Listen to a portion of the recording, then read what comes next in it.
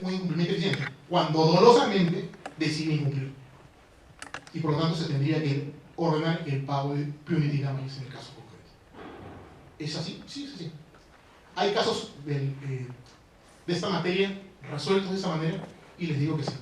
Hay un último caso, para no aburrirlos. Hay dos casos en realidad, que ha resuelto en el año 2004-2005 el profesor, adivinen quién, Richard Posner, el que decía que el incumplimiento eficiente puede ser promovido. Y Richard Posner, como juez, tuvo dos casos en los cuales la parte incumplidora estaba alegando justamente que su incumplimiento era eficiente y por lo tanto no debía ordenársele la ejecución forzada. Adivinen qué dijo Posner: ejecución forzada.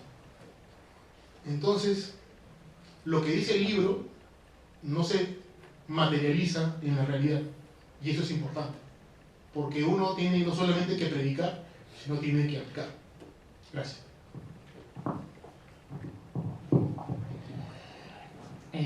Muy buenas tardes con todos. Sí, pues efectivamente yo estudié Derecho acá en San Marcos, Derecho y Ciencia Política, y de ahí comencé una larga travesía, digamos, a intentar volverme un naturalista económico, como lo definiría Frank, profesor americano en la Universidad Cornell. Bueno, no les voy a abordar ese tema de la eficiencia como normalmente imagino ustedes pueden leer en pequeños textos como los que les va a traducir o les va a presentar Alfredo Goulart y otros profesores que ven contratos en el medio, ¿no? Ni como el expositor que me acompaña lo ha hecho. En realidad lo que yo quería era más de una forma, digamos, introductoria, presentarles algunas consideraciones en cuanto al concepto de eficiencia. El análisis que se usa, la concepción que se usa en análisis económico del derecho para discutir normalmente este tema del cumplimiento eficiente corresponde al concepto que en economía definimos como eficiencia, criterio de eficiencia en términos de Kaldor y Hicks, Zitowski. Zitowski es un autor muy dejado de lado, al que realmente se le debe la condensación de los aportes de los dos primeros, ¿no? ¿Qué sucede? Que este criterio de eficiencia en términos de Kaldor, Hicks y Zitowski corresponde a lo que se define como eficiencia estática en economía. Frente a la eficiencia estática tenemos la eficiencia dinámica. Y en términos de eficiencia dinámica tenemos dos formas de contextualizar la eficiencia dinámica. La mainstream o la seguida por la mayoría, por ponerlo en esos términos, y se los puedo leer, o sea, los puedo definir de esa forma. La eficiencia dinámica para la economía mainstream se refiere a una economía que equilibra adecuadamente sus responsabilidades de corto plazo. Es eficiencia estática, como les decía, con aquellas de largo plazo, centradas, por ejemplo, en el fomento de la investigación y el desarrollo. A través de la eficiencia dinámica, una economía es capaz de mejorar en el tiempo, y un ejemplo son las inversiones de educación, investigación, innovación, desarrollo de productos, etc.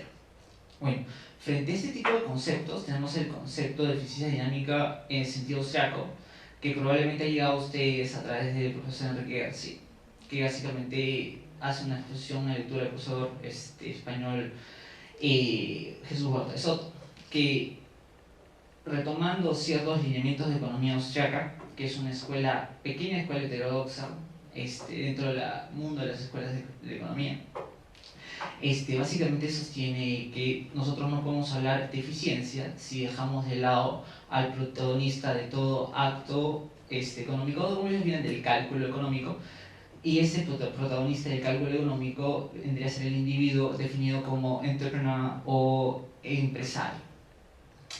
Ellos usan una palabrita muy curiosa, ¿no? Homo aliens, para caracterizarlo, y lo presentan como una alternativa frente al tradicional Homo economicus. ¿Por qué esto es importante? Esto es importante porque frente a toda esta caracterización que tenemos del análisis económico del derecho, que por lo general sigue pues lineamientos estándar microeconomía clásica, Posner básicamente lo que hace es una extensión de microeconomía clásica para el entendimiento de ciertas instituciones legales. Tenemos otras formas de entender la economía. Curioso está en que, digamos, es muy difícil poder, digamos, hacer una limpieza y entender la opinión de cada autor, sino tratamos de hacer un mapeo y ubicamos dentro de una perspectiva de pensamiento económico cada uno de ellos. A Posner, digamos que en términos de representantes de la historia, de la historia del pensamiento económico, no se le conoce, es un desconocido. Calanesi también, pero digamos que hay otras personas o otros autores que sí y que se les asume cercanos. En primer lugar, Coase, y en segundo lugar, Stigler. A Stigler por el famoso teorema, porque se le atribuye pues, el famoso desarrollo del teorema de Coase, ¿no? Bueno, ¿cuál es el punto? El punto es que estos autores básicamente se dedican a trabajar con conceptos de la economía clásica. Y al asumir conceptos de la economía clásica, dan por sentado que la eficiencia como concepto estático sirve. Y es por eso que trabajan con la eficiencia en ese sentido. Y uno lo ve porque si uno se remite a sus textos, va a ver que en cada momento ellos pueden hacer referencia a las diferentes criterios o visiones dentro de la eficiencia, como el de óptimo Pareto, óptimo de Pareto, el criterio de Pareto, después el criterio de Caldwell-Hicks, el Stokesky, pero no hace mención, y eso es una limitación que, digamos, no es de ellos, es una limitación de la economía mainstream, a la potencialidad o a los beneficios que podríamos observar si introducimos el concepto de eficiencia dinámica de una perspectiva heterogénea, ¿no? Y digo esto porque cuando hablamos de relaciones de intercambio, hablamos de procesos en los cuales hay individuos que están en un permanente contexto de permanentemente expresan o manifiestan rivalidad. Otro problema que existe en la economía estándar basada en estos criterios estáticos es que deja de lado de que los intercambios económicos precisamente implican un proceso de rivalidad implícito.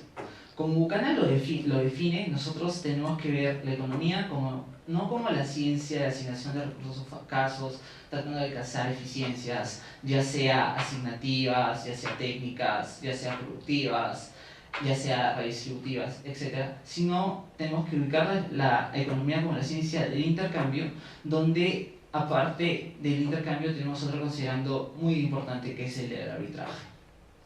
Si partimos de ese tipo de análisis, podemos evaluar de forma crítica las aportaciones que se nos hacen en el medio. Si ustedes le presentan un texto en el cual pues, Alfredo Bullard discute sobre el incremento eficiente, probablemente un economista, digamos, con algunos años, un economista académico con algunos años de experiencia, les podría también decir, bueno, pero esta es una forma de conceptualizar la eficiencia de manera limitada, ¿no?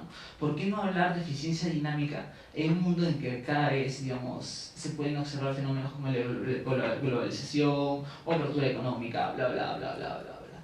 Y lo digo así porque si entendemos que tenemos una relación entre cual dos agentes están en un proceso continuo de rivalidad entre ellos, se puede dar esa situación en que A y B probablemente lleguen a un acuerdo, pero existe la posibilidad de que C presente una mejor oferta y potencialmente no en este intercambio, sino en el futuro intercambio que se va a producir o que se pueda producir sobre la base de ese conocimiento práctico que se produce, el siguiente, digamos, intercambio sea más eficiente en términos de eficiencia social, si lo quieren presentar así.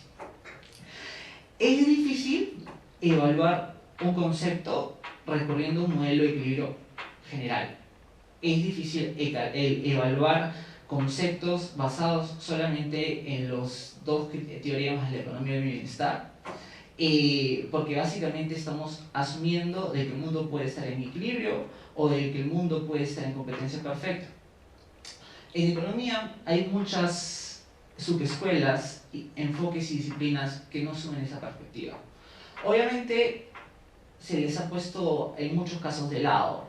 Les cito un ejemplo, personas que no trabajan de esta manera serían Douglass North, James Buchanan, Elinor Ostrom, todos ellos premios Nobel, la última ya fallecida, pero que nos permiten, digamos, esbozar de forma crítica que los que nos presentan desde una perspectiva económica clásica puede ser criticable desde la misma teoría económica o asumiendo postulados que provienen de la filosofía moral, de la filosofía política o de alguna forma de entender la economía de una perspectiva un poco distinta. Habrán ustedes escuchado que hay autores cercanos a la escuela de crítica legal que critican todo este tema del incumplimiento eficiente porque se remiten a lo que es la indeterminación de los principios, y introducir incumplimiento eficiente implica seguir determinado tipo de principios que, digamos, ser indeterminado, bueno, nos lleva a replantear todo el punto de partida, todo el esquema de análisis, punto de partida. Eso me lleva a mí a la conclusión de que estamos decidiendo discutir asumiendo que la eficiencia en un sentido de Calory-Higgs-Sitowski es válida y es nuestro punto de partida. Eso siempre nos va a llevar, digamos, a objeciones o a la posibilidad de objetar. Renzo tiene una extensa bibliografía en la cual se ha dedicado pues, a hablar del impacto de la psicología cognitiva, de las neurociencias en la economía, y eso como probablemente se ha llegado a extenderse al mismo Law Economics. Entendamos que el Law Economics es en sí un conjunto de enfoques, engloba un conjunto de enfoques, entre los cuales, digamos, hay algunos que son más fieles a los principios básicos o postulados generales de la economía clásica, Posner, y hay otros que rehuyen a ella en mayor o menor medida, en la medida que el resultado final no necesariamente satisface sus ideas de política. Alguna vez Hugo de Mateus en los años cuando estuvo en San Marcos dijo: el diritto es política, el derecho es política. No quiero llegar a ese extremo de la crítica legal o de la teoría crítica, pero podría decir de que cuando tú analizas una institución jurídica tienes que ver que hay una relación dinámica de instituciones y que hay dos tipos de instituciones, formales e informales, y en las formales siempre hay un sesgo político. Y ese sesgo político se ve a nivel interpretativo o a nivel ejecutivo en el actuar de los legisladores.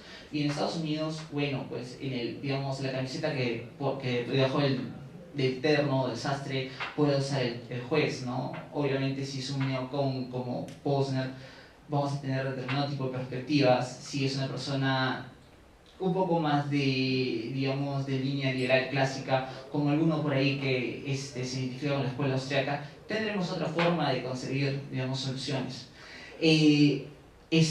Bueno, debo culminar, así que le paso el micrófono acá a Renzo. Gracias. A ver, sí, ahora vamos a ver un poco de los cuestionamientos al análisis económico aplicado al incumplimiento eficiente, y voy a tomar varios de los comentarios de Rubén para avanzar, porque me ha dado bien justo para eso.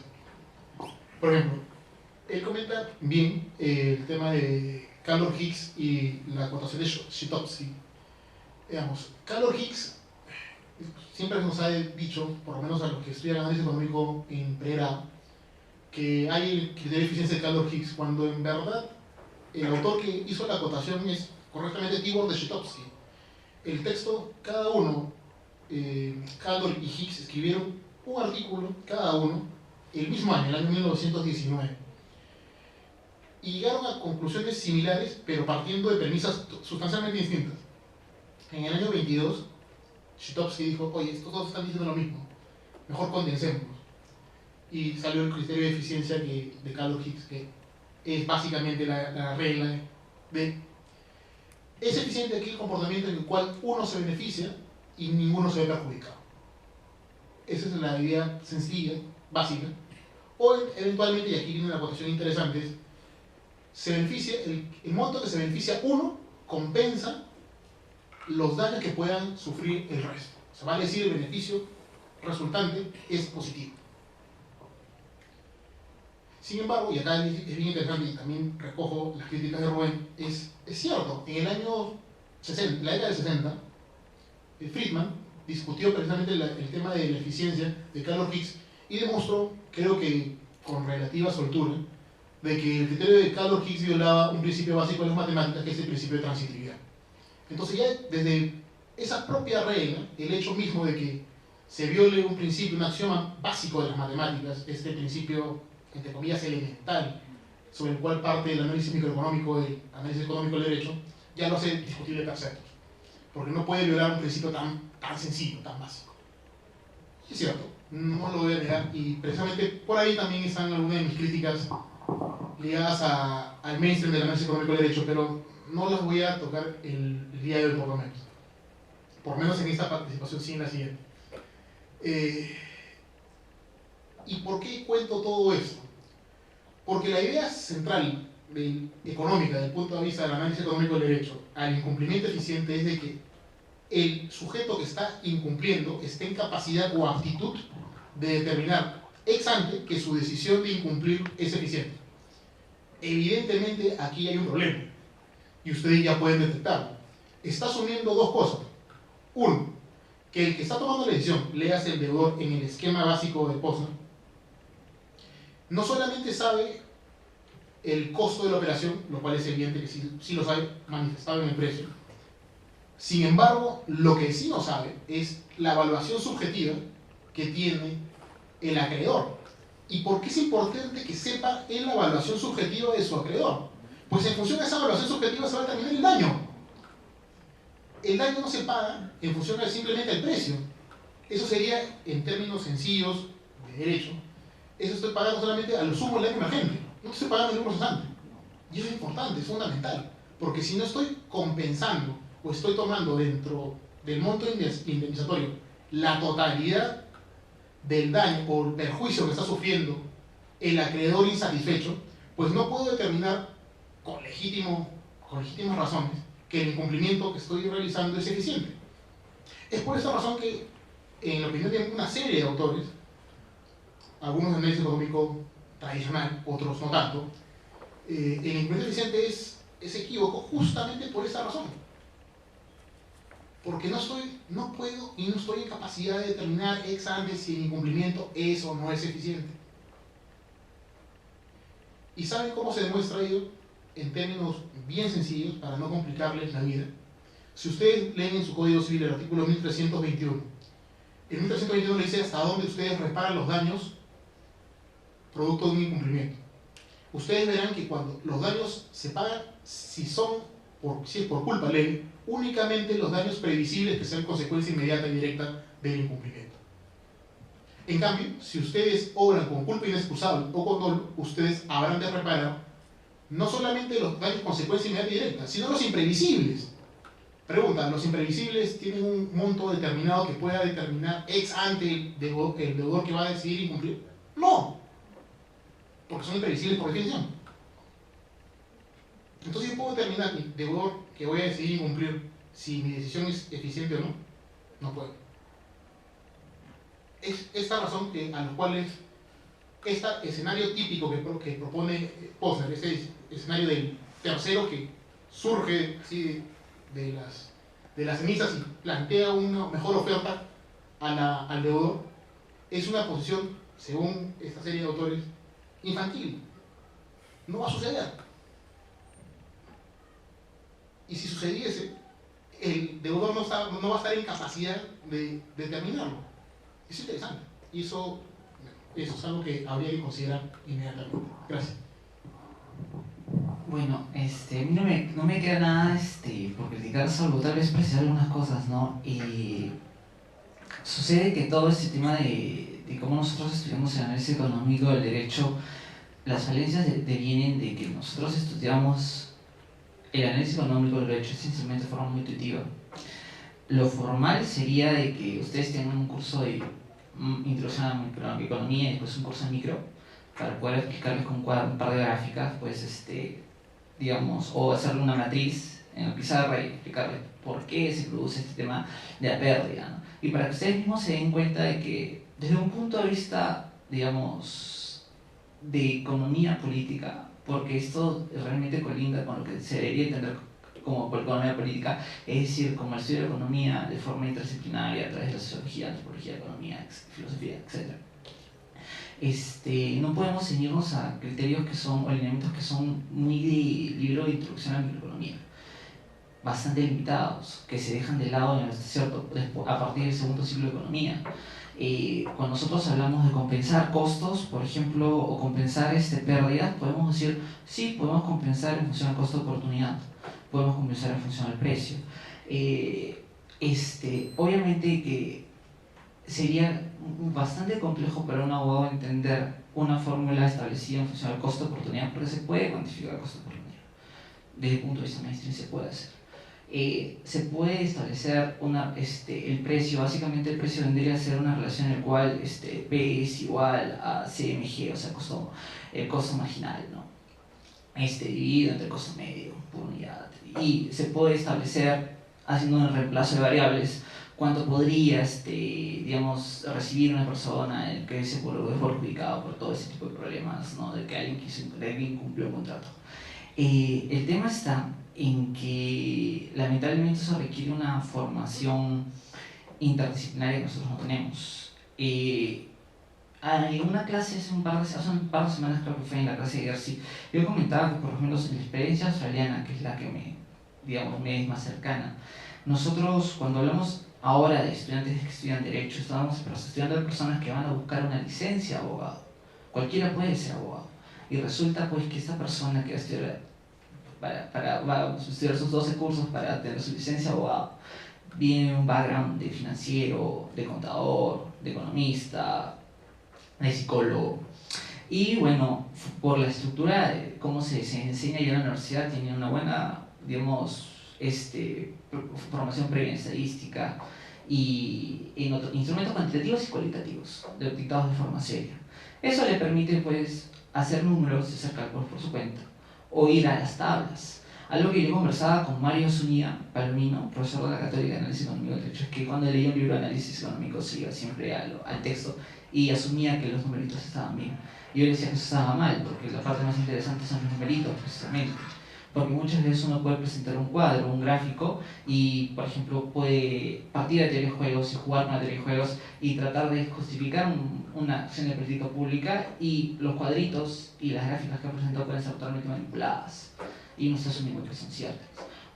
Es un problema de cómo se enseña el análisis económico, que creo que se relaciona a cómo se enseña el análisis económico de derecho en el medio, además de otro tema más. Normalmente quienes enseñan análisis económico de derecho en el medio, y no le quiero quitar mérito a Alfredo, no le quiero quitar mérito a Fernando, son másters.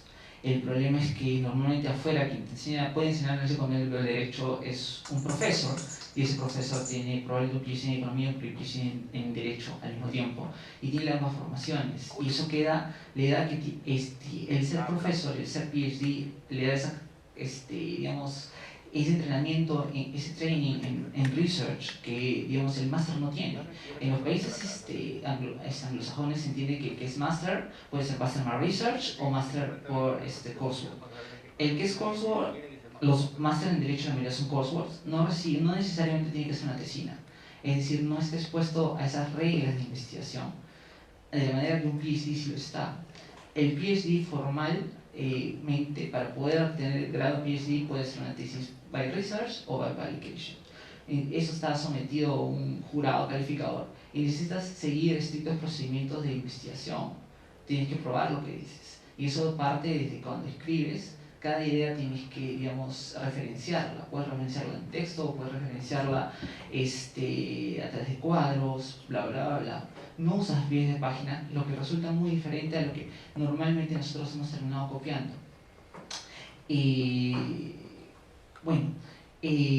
Ya me corto. Aquí va, esta reflexión va a que si ustedes quieren entender un poquito más de esos conceptos y las ideas implícitas de análisis económico del derecho, les recomiendo que lean un libro de economía y que por su cuenta después lean a Alfredo, lean a quien tengan que leer, y lo lean con las pinzas y los límites propios de lo que lo que están leyendo son simplemente condensados, que detrás de eso, como Renzo les ha hecho una amplia revisión bibliográfica de sus presentaciones, hay mucho más y hay muchas cosas más que estudiar y observar, y no seguir a la pauta, decir, bueno, esto no es eficiente, estos análisis económicos del derecho es mejor que la interpretación jurídica tradicional. No, no necesariamente, porque todo se establece sobre la base de criterios y todo se establece sobre la base de un background formativo sólido. En la medida de que si nosotros observamos que lo que nos están enseñando no es completo, no es necesariamente sólido, no tenemos por qué seguirlo. Podemos siempre dudar, podemos siempre observar y decir, bueno, no estoy tan seguro de lo que me están diciendo es verdad. Y entender que esto es importante y esto es consistente con lo que es la economía. La economía en realidad no es un arte, la economía es una ciencia filosófica, como definiría Peter Becky, y al ser una ciencia filosófica requiere, digamos, de una continua revisión crítica y no de asumir verdades.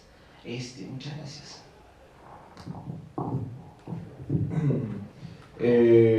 Una cierta ronda de preguntas a cualquiera de nuestros dos ponentes. Bueno, ha sido un gusto y un honor tener a estos dos personajes dentro de esto, y hemos notado de que hay... Estudiar el derecho desde un punto de vista económico, si es que el propio derecho tiene sus propias reglas, tanto en el contrato o en la transmisión. Usted da un ejemplo en el que tres personas, A, B o C, y donde B decidían no entregar un bien a A, si no a C le da una mejor oferta. Pero estamos hablando de términos o de dentro del ámbito o desde el ordenamiento jurídico del derecho. Y el ordenamiento jurídico a veces tiene sus propias reglas que no necesariamente se van a traducir en la economía, ¿no? Porque ya hay previamente un pacto entre A y B que B tiene que entregarle, ¿no? Y se habla de la eficiencia y todo eso. Gracias. Bueno, por eso les digo que tiene que ser una relación un poco más amplia. Yo también les mencionaba que hay reglas formales y reglas informales. Dentro de la categoría de reglas formales podemos incluir el Código Civil, podemos incluir los mandatos, pero normalmente, como Hayek bien lo definía, estamos frente a legislación. Alguna vez, seguramente en la introducción del derecho les han dicho que existe el ordenamiento legal y el ordenamiento jurídico. Y han dicho que el ordenamiento jurídico es mucho más amplio que el ordenamiento legal. Si hago esta disquisición y este ejemplo es porque nosotros tenemos lo que son los mercados formales y los mercados informales. Perú tiene mucha economía sumergida, al igual que muchos países en el mundo. ¿En los mercados informales se dan contratos? Sí, se celebran contratos, se celebran acuerdos. ¿Se siguen muchas veces las pautas del Código Civil en estricto? No, no necesariamente. ¿Por qué? Porque se dan relaciones dinámicas y son las relaciones, dentro de estas relaciones dinámicas se establecen pautas que desde una perspectiva muy individual, muy subjetiva, el individuo establece como eficientes. Tú no haces un análisis detallado, como yo les dije, sí se puede establecer el costo de oportunidad, sí, pero ustedes no son economistas técnicos, ustedes van a aprender economía formativa, entonces el costo de oportunidad va a ser el costo de oportunidad sacrificada en términos generales. Y esas personas en su actuar lo van a entender de esa forma, y van a ver el ganar o el perder, pero de una forma aproximativa. Puede ser de que si comenzamos a hacer una contabilidad de lo que están invirtiendo y una contabilidad de los beneficios que están recibiendo de una forma más técnica, podríamos observar que están perdiendo y podríamos observar incluso de que si hubiesen podido beneficiar del ordenamiento legal formal, etcétera, etcétera, etcétera. Pero estamos en un mundo donde digo que hay dos tipos de reglas formales y reglas informales. Y la diferencia entre el jurista y el abogado litigante o el abogado que ejerce nada más es que llegan a entender esa diferencia. Y por eso que el jurista llega a ser también un gran filósofo y llega a ser probablemente un Norberto Bobbio o unos autores italianos que a muchos de ustedes les puede gustar, que discuten un poquito de filosofía, un poquito de sociología, un poquito de economía, ¿no? Porque llegan a encontrar los nexos. Obviamente tienen sus propias pautas metodológicas, sus propios criterios epistemológicos, pero llega a encontrar sus nexos. Mañana vamos a tener un debate con el doctor Álvaro Bonilla, probablemente alguno de ustedes lo conoce, que es miembro del taller de Derecho Civil, José León Barandarian, y probablemente me va a lanzar muchas observaciones desde un punto de vista de teoría crítica legal y la perspectiva crítica jurídica española, y eso está bien, pero ¿por qué eso es importante? Porque sus reflexiones van a estar seguramente repletas de teoría sociológica, no estructuralista, de teoría política, y van a llevar a esa conclusión, ¿no? Que el derecho no puede ser, lo jurídico tiene que obedecer a algo más que lo económico. Lo económico en un sentido restrictivo, lo economicista, concuerdo contigo, nosotros no podemos ser economicistas en nuestros análisis. Y si algo se le critica a Posner es porque es economicista. Si algo se le puede criticar al primer Bullard es que fue economicista. Cuando en su clase decía, les voy a poner estas reglas que son mis pautas para el modelo y después no me pregunten fuera del modelo, eso se le podría criticar, se le podría destruir a Bullard. Un economista con un training regular lo destruiría.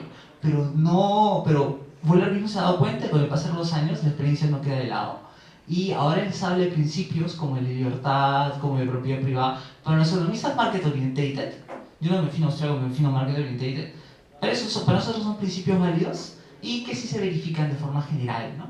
Por más de las observaciones que nos hagan, que puedan ir de un filósofo izquierdo. Superas eso, superando el modelo, y entiendes que el modelo es una abstracción general que existe en lo jurídico y existe en lo económico. Se pueden encontrar puntos de coincidencia y trabaja sobre la base de esos puntos de coincidencia. Yo les dije que el entrepreneur es importante porque cuando hablamos de entrepreneur hablamos de procesos de rivalidad y hablamos de procesos dinámicos. Y si es importante es porque tu esquema contractual se amplía. Y si pasa de ser un análisis estático, pasa de ser un análisis estático a un análisis dinámico, donde dejas de ver fotos para ver películas y para ver el día a día cómo se dan las cosas. Yo alguna vez ahí en cine le decía a un alumno, ¿quieres aprender qué es un contrato? Vete al astillero de de Sydney y mira cómo negocian entre chinos, coreanos, australianos y árabes la compra-venta de pescado minorista. Ahí vas a darte cuenta cómo se da un tipo de contrato compra-venta. No lo vas a aprender necesariamente del libro. Es algo que se ha dejado mucho de lado, es la investigación cualitativa. Los abogados, si nos hemos caracterizado mucho y hemos hasta cierto punto sido revalorados sobre los economistas, es por el estudio cualitativo. Hayek era abogado, antes que economista. Otros autores, grandes o famados economistas americanos, Gordon Tullock, por ejemplo, era abogado antes que economista, y les permitió eso, les fue útil porque lo económico está lo jurídico, lo legal está muy relacionado con lo cualitativo, con lo inductivo, y aunque el ala extrema de la derecha, libertaria, podría decir que eso no sirve, te lleva a la conclusión de que sí es útil porque entiendes el día a día de las personas, comienzas a conocer el individuo de lo que es el individuo, interacción con el individuo y no desde una oficina. No pueden caer en el supuesto de que muchos profesores de análisis económico de derecho caen, que comienzan a construir sus teorías sentados en oficinas o frente a una computadora. Si tú nunca en tu vida te has tomado la molestia de ir a un mall, entonces muy probablemente vas a estar muy limitado probablemente en entender la conducta humana. Por ejemplo, una revalorización del Hero Law Economics y toda la psicología cognitiva es precisamente, por ejemplo, cuando comienzan ellos a hablar de atajos mentales, es que tú observas todo esto y no lo puedes dejar de lado. Bueno, le voy a dar la palabra a Renzo porque yo creo que sería interesante que ustedes les presenten de cierta forma lo que es el Hero Law Economics, el neuroscience aplicado al law economics, que lo está haciendo bastante bien. Creo que ha superado a un ex socio de FEULA en ese sentido y yo lo felicito. Bueno, yo solamente para no aburrirlos le voy a hablar 2 minutitos en función a lo que tú acabas de preguntar. Déjame hacer un poquito de historia, muy breve, 10 segundos. El derecho y la economía no estaban tan separados. Hasta Adam Smith, el derecho y la economía se estudiaban al mismo tiempo, en la misma facultad. Solamente después se produjo la introducción masiva de la matemática al estudio de la economía, y ahí, si quieres, se pudrió todo. Todos nos fuimos, unos se fueron para estudiar solamente números, entre comillas los economistas, y otros se fueron a estudiar solamente el comportamiento humano aplicado a un caso concreto, los abogados. En verdad, esa diferencia no debería existir. Tenemos demasiados puntos en común. Si ambos al final del día son mecanismos de predecir cómo se comporta un ser humano, pues entonces no podemos estar separados. Es precisamente por esta razón que las ciencias del comportamiento, que no solamente se limitan a la economía, no solamente se limitan a la psicología, tiene antropología, sociología, derecho, tiene todo vinculado.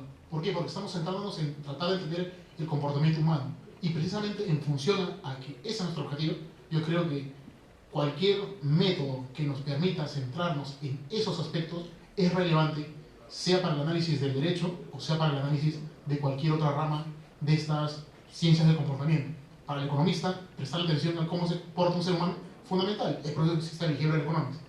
¿Es importante para un biólogo entender cómo funciona el ser humano? Sí, y estamos viendo la biología evolucionista, etc. O sea, yo creo que al final del día no debemos tener una tendencia a negar o a rechazar de plano mecanismos de mejor comprender tanto el derecho como cualquier otra rama del conocimiento humano. Gracias.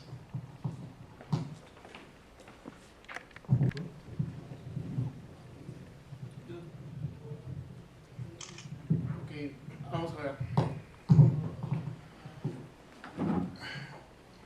Cambiemos un momento el chip de lo que estábamos hablando hace un segundo, aunque no sé si es tanto cambiar, sino simplemente acotar. Justo en la última participación, lo que me permitió fue comenzar a introducirme en temas en los cuales yo considero que habría que entrar a investigar con un poco más de atención.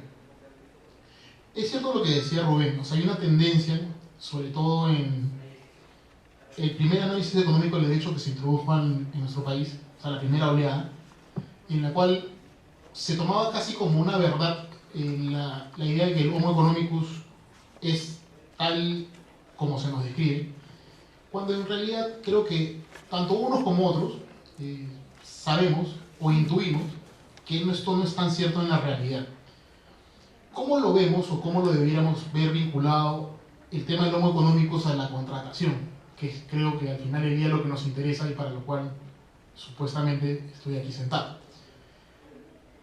Digamos, si la tendencia natural con la cual se ha iniciado es el ser humano sabe por definición, como económicos, lo que es mejor para sí mismo y está en capacidad de decidirlo, salvo casos muy puntuales, la presunción es de que el contrato en sí mismo es algo que no debiera ser tomado o ser tocado por el regulador, en un supuesto, o ser tocado por el juez, o ser tocado por el legislador. ¿Por qué? Porque se parte de la premisa de que el ser humano sabe lo que quiere.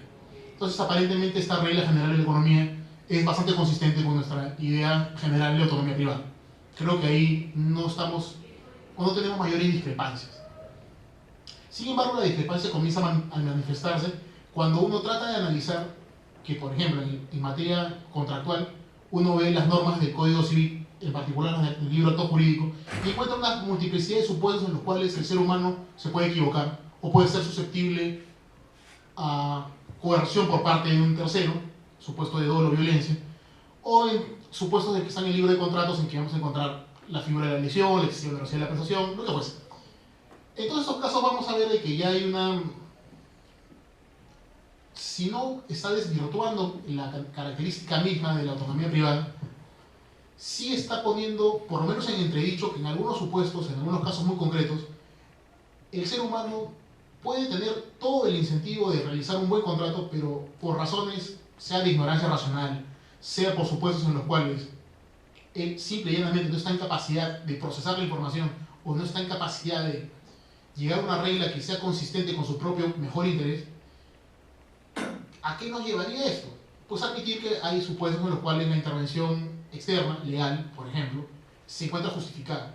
Sin embargo, esto que creo que es intuitivamente, creo que todos nosotros lo sabemos, todavía es rechazado por ciertas alas muy extremas, por supuesto, de, digamos, ¿cómo llamarlo?, del análisis económico tradicional. ¿Y por qué se prohíbe, por qué se piensa de que no debería intervenirse? Bueno, la tendencia básicamente es una explicación de carácter filosófica, o sea, habría un excesivo paternalismo. O sea, ciertamente el paternalismo hay que cuidarlos, pero no deberíamos pensar, o no pensaríamos igual, si es que caeríamos en la cuenta de que estos errores que se producen en el ser humano son sistemáticos, se producen simple y llanamente porque somos seres humanos. Si fuese un error que se produce una sola vez y no se vuelve a repetir, pues sencilla y llanamente que pase el error. Es un accidente. Sin embargo, si vemos que el error se produce vez tras vez tras vez, no solamente en un individuo, sino en un colectivo, entonces podríamos, y creo que sería válido, comenzar a discutir si es que la legislación, el derecho, no se debe entrar a preocupar por entrar a discutir y adicionalmente, eventualmente, no digo que necesariamente, eventualmente, a plantear regulación sobre el particular. No quiero hablar más en abstracto, seamos un tanto más concretos. Un dato que a mí me pareció bien interesante y del cual abundaremos más adelante es la tendencia a pensar de que el ser humano, cuando toma decisiones en las cuales está vinculado el dinero, actúa racionalmente. O sea, casi se toma como un axioma. O sea, si hay dinero vinculado a una decisión, el ser humano va a tomar una decisión consciente, racional y que maximice su mejor beneficio. Suena bien a priori, suena bien como regla general, sí, por supuesto que sí. ¿Es cierto eso? No, no es cierto. Hay una serie de investigaciones de una serie de autores norteamericanos, por ejemplo Colin Cameron, por ejemplo Thaler, por ejemplo Sunstein. Para no ir muy lejos, la Universidad del Pacífico hace 2 semanas invitó a Ariely, que es un especialista sobre la materia, y también esto demuestra de que normalmente los seres humanos sí cometemos errores, no es nada del otro mundo, pero que a veces estos errores son sistemáticos y hay que tomarlos en consideración. Pongo un ejemplo aún más concreto. Las investigaciones que realizaron Colin Cameron, entre otros, se vincularon a 2 ejemplos típicos. El primero fue el famoso dilema del prisionero, que todos los que entramos a analizar el análisis económico del derecho conocemos, y el juego del ultimátum en general. Y ahí se les sugirió a las personas que estaban siendo monitoreadas cerebralmente el ejemplo del ultimátum y el ejemplo del dilema del prisionero, para ver qué partes de su cerebro funcionaban o se activaban en la toma de decisión ligada a este escenario particular. Recuerden, la economía dice que es una decisión racional. Y la sorpresa fue de que las partes del cerebro que se activaban no eran las partes del cerebro del ser humano ligadas a las decisiones racionales. Eran las partes del cerebro que estaban ligadas a las partes emotivas. Vale decir, la decisión no es racional ni siquiera en la estructura mental, en la estructura cerebral que está ligada a la decisión. ¿Es importante eso? Sí, porque nos ayuda a entender que las decisiones no necesariamente, y claramente en este caso, no están ligadas a un uso de la razón. Sigamos con un ejemplo del mismo escenario. Ustedes ya saben, y hasta el cansancio por lo demás, el problema que se generó en el sistema norteamericano producto de las famosas hipotecas subprime. Este dato es interesante, me parece que lo cuenta justamente Ariely. Se realizó una serie de research sobre la cantidad de documentos que había para suscribir una hipoteca. Y se le colocó una serie de especialistas para que tomaran la decisión de ver cuál es la hipoteca que les resultaba más eficiente en función a las reglas que les habían predispuesto. La sorpresa fue que los especialistas se equivocaron. No tomaban las decisiones correctas, a pesar de que tenían todo el background necesario para tomar una decisión financiera supuestamente correcta. Hicieron algo más. Nuevamente, trataron de monitorear qué parte de su cerebro funcionaba cuando estaba ligada a la decisión de conseguir una hipoteca en el caso concreto. Oh sorpresa, tampoco se activaba la parte racional. ¿Qué nos está diciendo? ¿Que somos tontos, los seres humanos? Bueno, no creo que eso, pero creo que nos desciende un poco a vernos a nosotros mismos como en realidad lo que somos unos seres imperfectos. Así que partir de la asunción de que somos casi el señor Spock del viaje de las estrellas, que tomamos decisiones racionales casi siempre, es equívoco. Lo que no estoy diciendo, ni nadie que hace behavioral economics, ni nadie que hace análisis de neurociencias, sugiere es que destruyamos la economía. Eso no es la propuesta. La propuesta es algo distinto. Hay que dotar de racionalidad, o de realidad, mejor dicho, las asunciones de las cuales se parte. Nada más extraordinario que eso. ¿Y saben por qué lo decimos? Por lo menos me incluyo dentro de la lista de autores. Por algo, creo que no nos extrañará a nadie. Si uno parte del análisis económico, o de la economía en particular, todos esos postulados eran un postulado de orden positivo. ¿Qué es algo positivo? Es básicamente la descripción de lo que sucede en la realidad. Eso es. No es... Perdón, me estoy confundiendo. Lo positivo es la descripción de la predicción de conductas en el caso concreto. Eso, por ejemplo, lo plantea Friedman en su libro famoso del 60. Sin embargo, y aquí viene lo interesante, no nos dice lo que debe ser, sino está describiendo lo que es, la realidad, las cosas. Y la economía, curiosamente, a pesar de que siempre ha reconocido este punto y siempre le ha cuestionado al derecho que nosotros discutimos sobre el deber ser de las cosas, sin preocuparnos por lo que es interesante ver cómo en estos postulados específicos de la economía, los economistas ya no tienen una perspectiva positiva, tienen una perspectiva normativa. Piensan de que eso que está allí, esas premisas de las cuales parte, no describen la realidad, sino que la realidad tiene que ser eso. Y si cualquier cosa que no calce dentro de estas premisas, pues es incorrecto y ellos lo llaman anomalía económica. Vale decir, es una excepción que no tiene que ser ni siquiera estudiada. Creo que es importante esta primera parte para entender lo que después vamos a comentar. Muchas gracias. Gracias. Bueno, estoy sorprendido porque yo pensé que iba a venir a discutir con alguien, a tener un debate, pero veo que no va a ser así. Quiero agradecer por la invitación. Para mí es un honor estar en San Marcos en primer lugar, porque además una cosa que no le conté al presentador es que yo ahora soy sanmarquino también. Estoy estudiando el doctorado en San Marcos. Para mí, como digo, es un gran honor estar aquí hoy día con ustedes. Pero bueno, entrando al punto. Me asustó un poco el título de la exposición, del debate que vamos a tener, del supuesto debate que vamos a tener hoy día, porque hablar del Homo economicus es atacar el punto neurálgico de la economía, el fundamento base, es aquello al cual si ustedes se lo quitan, se cae todo lo que está encima de la economía.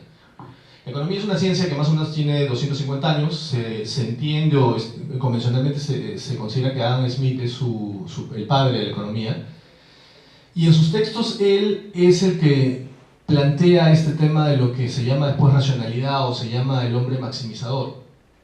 Y él aparentemente en sus textos da a entender que las personas efectivamente saben qué es lo mejor para ellas, que las personas saben cuáles son los costos y beneficios asociados a sus decisiones, y que la gente en función de los recursos decide, y decide buscando el mayor bienestar posible o lo que los economistas tradicionalmente llaman maximización.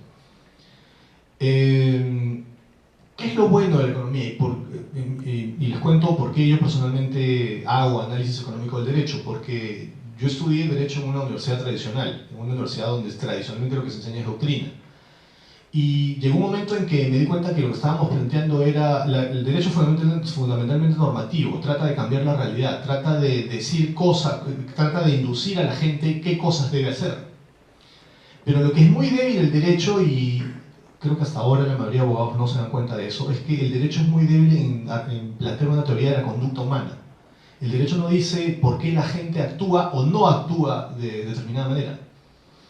En los 70 se llevó al Perú lo que es la sociología y se juntó con el derecho y aparece lo que se llama sociología del derecho, que es más o menos conocido y es más o menos estándar a partir de los 70 hasta ahora, y en prácticamente todas las facultades de derecho se dictan cursos de sociología del derecho.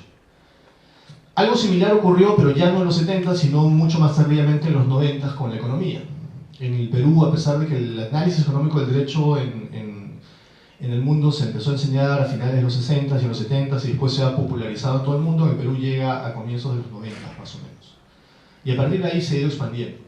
Y sucede lo mismo, la economía así como la sociología son ciencias sociales que tratan de establecer teorías sobre cómo actúa la gente. ¿Qué motiva a la gente a tomar decisiones y qué motiva a la gente a actuar? Claro, ¿en qué se diferencian la sociología y la economía? Hace 250 años, cuando ambas más o menos nacieron como disciplinas establecidas, prácticamente al mismo tiempo, en esa época se diferenciaban en su objeto de estudio. Pero conforme han ido pasando y la antropología, me faltó hablar de la antropología. En esa época la antropología estudiaba a las sociedades que no eran occidentales, estudiaba a la gente que vivía en tribus, a la gente que vivía en África, a eso se dedicaba la antropología. La sociología estudiaba lo que eran las relaciones sociales dentro de las sociedades occidentales.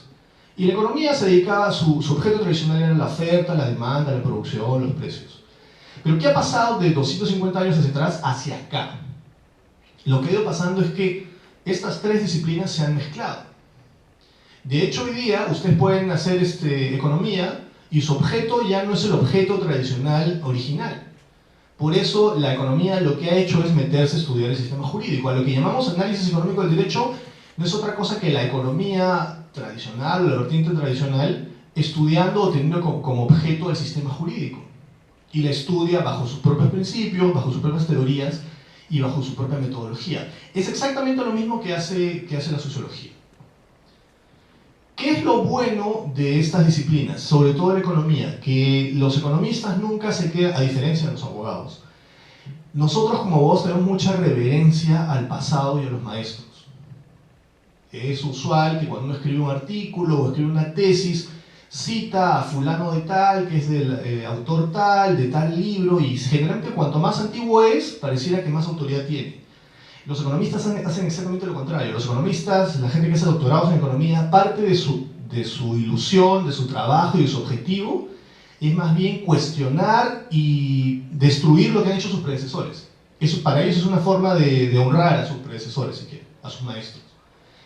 ¿Qué les quiero decir? ¿Por qué les digo esto? Porque esto hace que la economía, desde siempre, pero sobre todo desde los últimos 100 años y sobre todo en los últimos 50 años, se cuestiona a sí misma. Se cuestiona a sí misma. Partimos, en el caso específico del Homo economicus, partimos de Adam Smith diciendo que la gente sabe lo que le conviene, la gente es egoísta, pero se da esta paradoja de que siendo todos egoístas, todos nos beneficiamos. Pero resulta que después la misma economía cambia, o los mismos teóricos cambian y dicen, no, eso no es necesariamente así.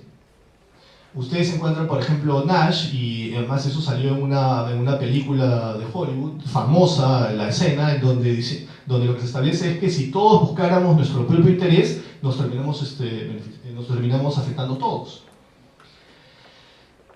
¿Qué sucede con estos principios básicos de la economía que dicen, que son los del libro de texto básico? Uno en su primer curso de economía le enseñan eso, el ser humano es maximizador, el ser humano sabe lo que quiere, el ser humano tiene unas preferencias estables, ese tipo de cosas nos enseñan. Pero luego en cursos más avanzados nos vamos a encontrar, por ejemplo, con Friedman. Y Friedman nos va a decir que no necesariamente la realidad es así, sino que es un instrumento, estas suposiciones que hace la economía. Pero son suposiciones tales que funcionan, utilizadas dentro de la metodología de la economía, funcionan de tal manera que nos permiten explicar la conducta humana, pero además predecir la conducta humana. Yo tuve un profesor en la universidad que la mejor manera que tenía para explicar esto era con el fútbol. Y nos decía, ustedes conocen, y imagino que aquí en la sala muchos deben conocer quién era o quién es Norberto Solano, que pateaba los tiros libres de manera extraordinaria, tanto así que el mismo Maradona le dijo alguna vez que era un maestrito. Claro, él sabía cómo patear los tiros libres. Sabía cómo poner el pie, qué fuerza darle, y la pelota daba una tremenda curva y seguramente entraba en la esquina superior del arco. Pero les apuesto que este señor no sabe nada de cuál es la teoría física que hace que esa pelota se mueva de esa manera. Él no sabe, probablemente no sabe matemáticas, probablemente no sabe física, probablemente no sabe trigonometría, porque hay que saber bajo qué ángulo se aplica tal fuerza y hay que considerar la resistencia del aire, el viento y otros factores que hacen que la pelota tome esa curva. Él no sabe cómo hace eso, pero él lo hace. Algo así dijo Friedman. Él dice, la gente a lo mejor no es consciente, no es que nosotros tengamos una computadora incorporada y cada vez que miro algo y en cada situación escaneo y veo y digo, estos son los costos, estos son los beneficios, que son mis restricciones y por lo tanto tomo esta decisión. No. Lo que él dice, lo que Friedman dice es, la gente actúa como si supieran eso.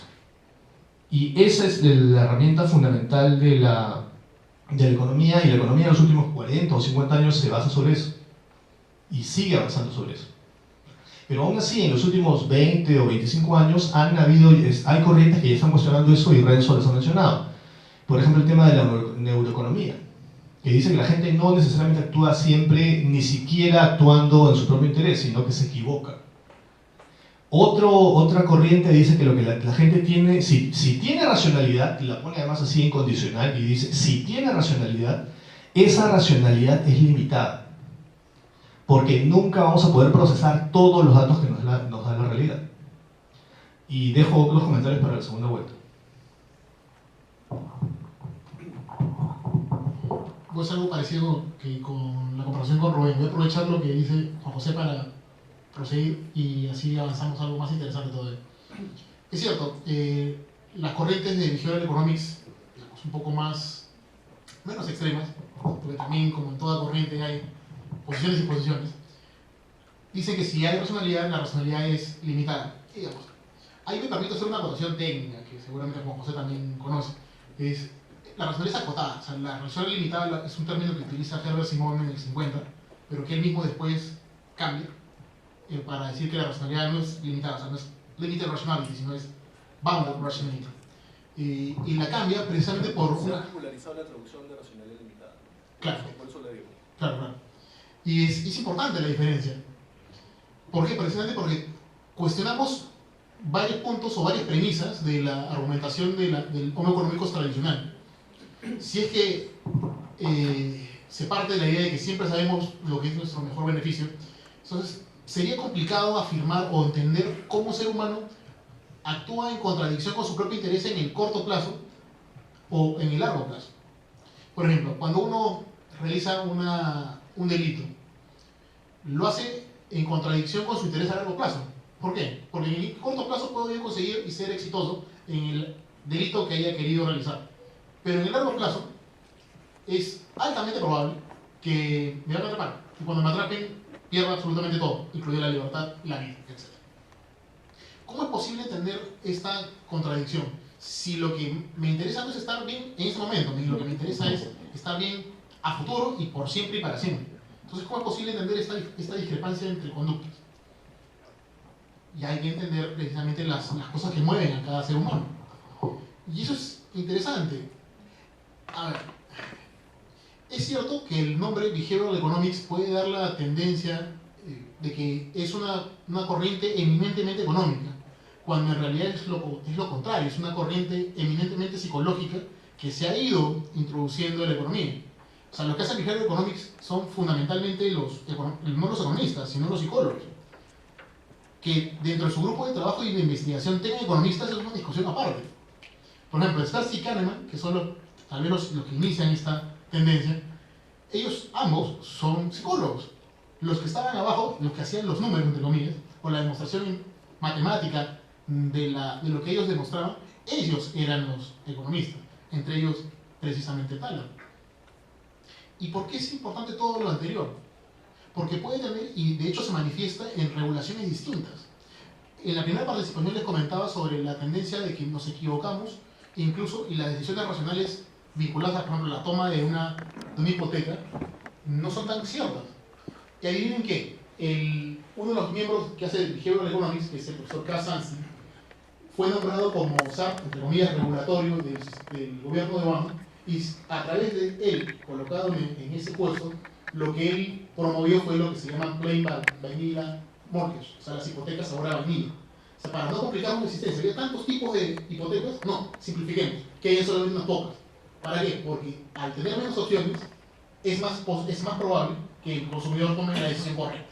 Lo que es contrario a lo que normalmente nos ha dicho la economía, o por lo menos lo que nos habla la economía.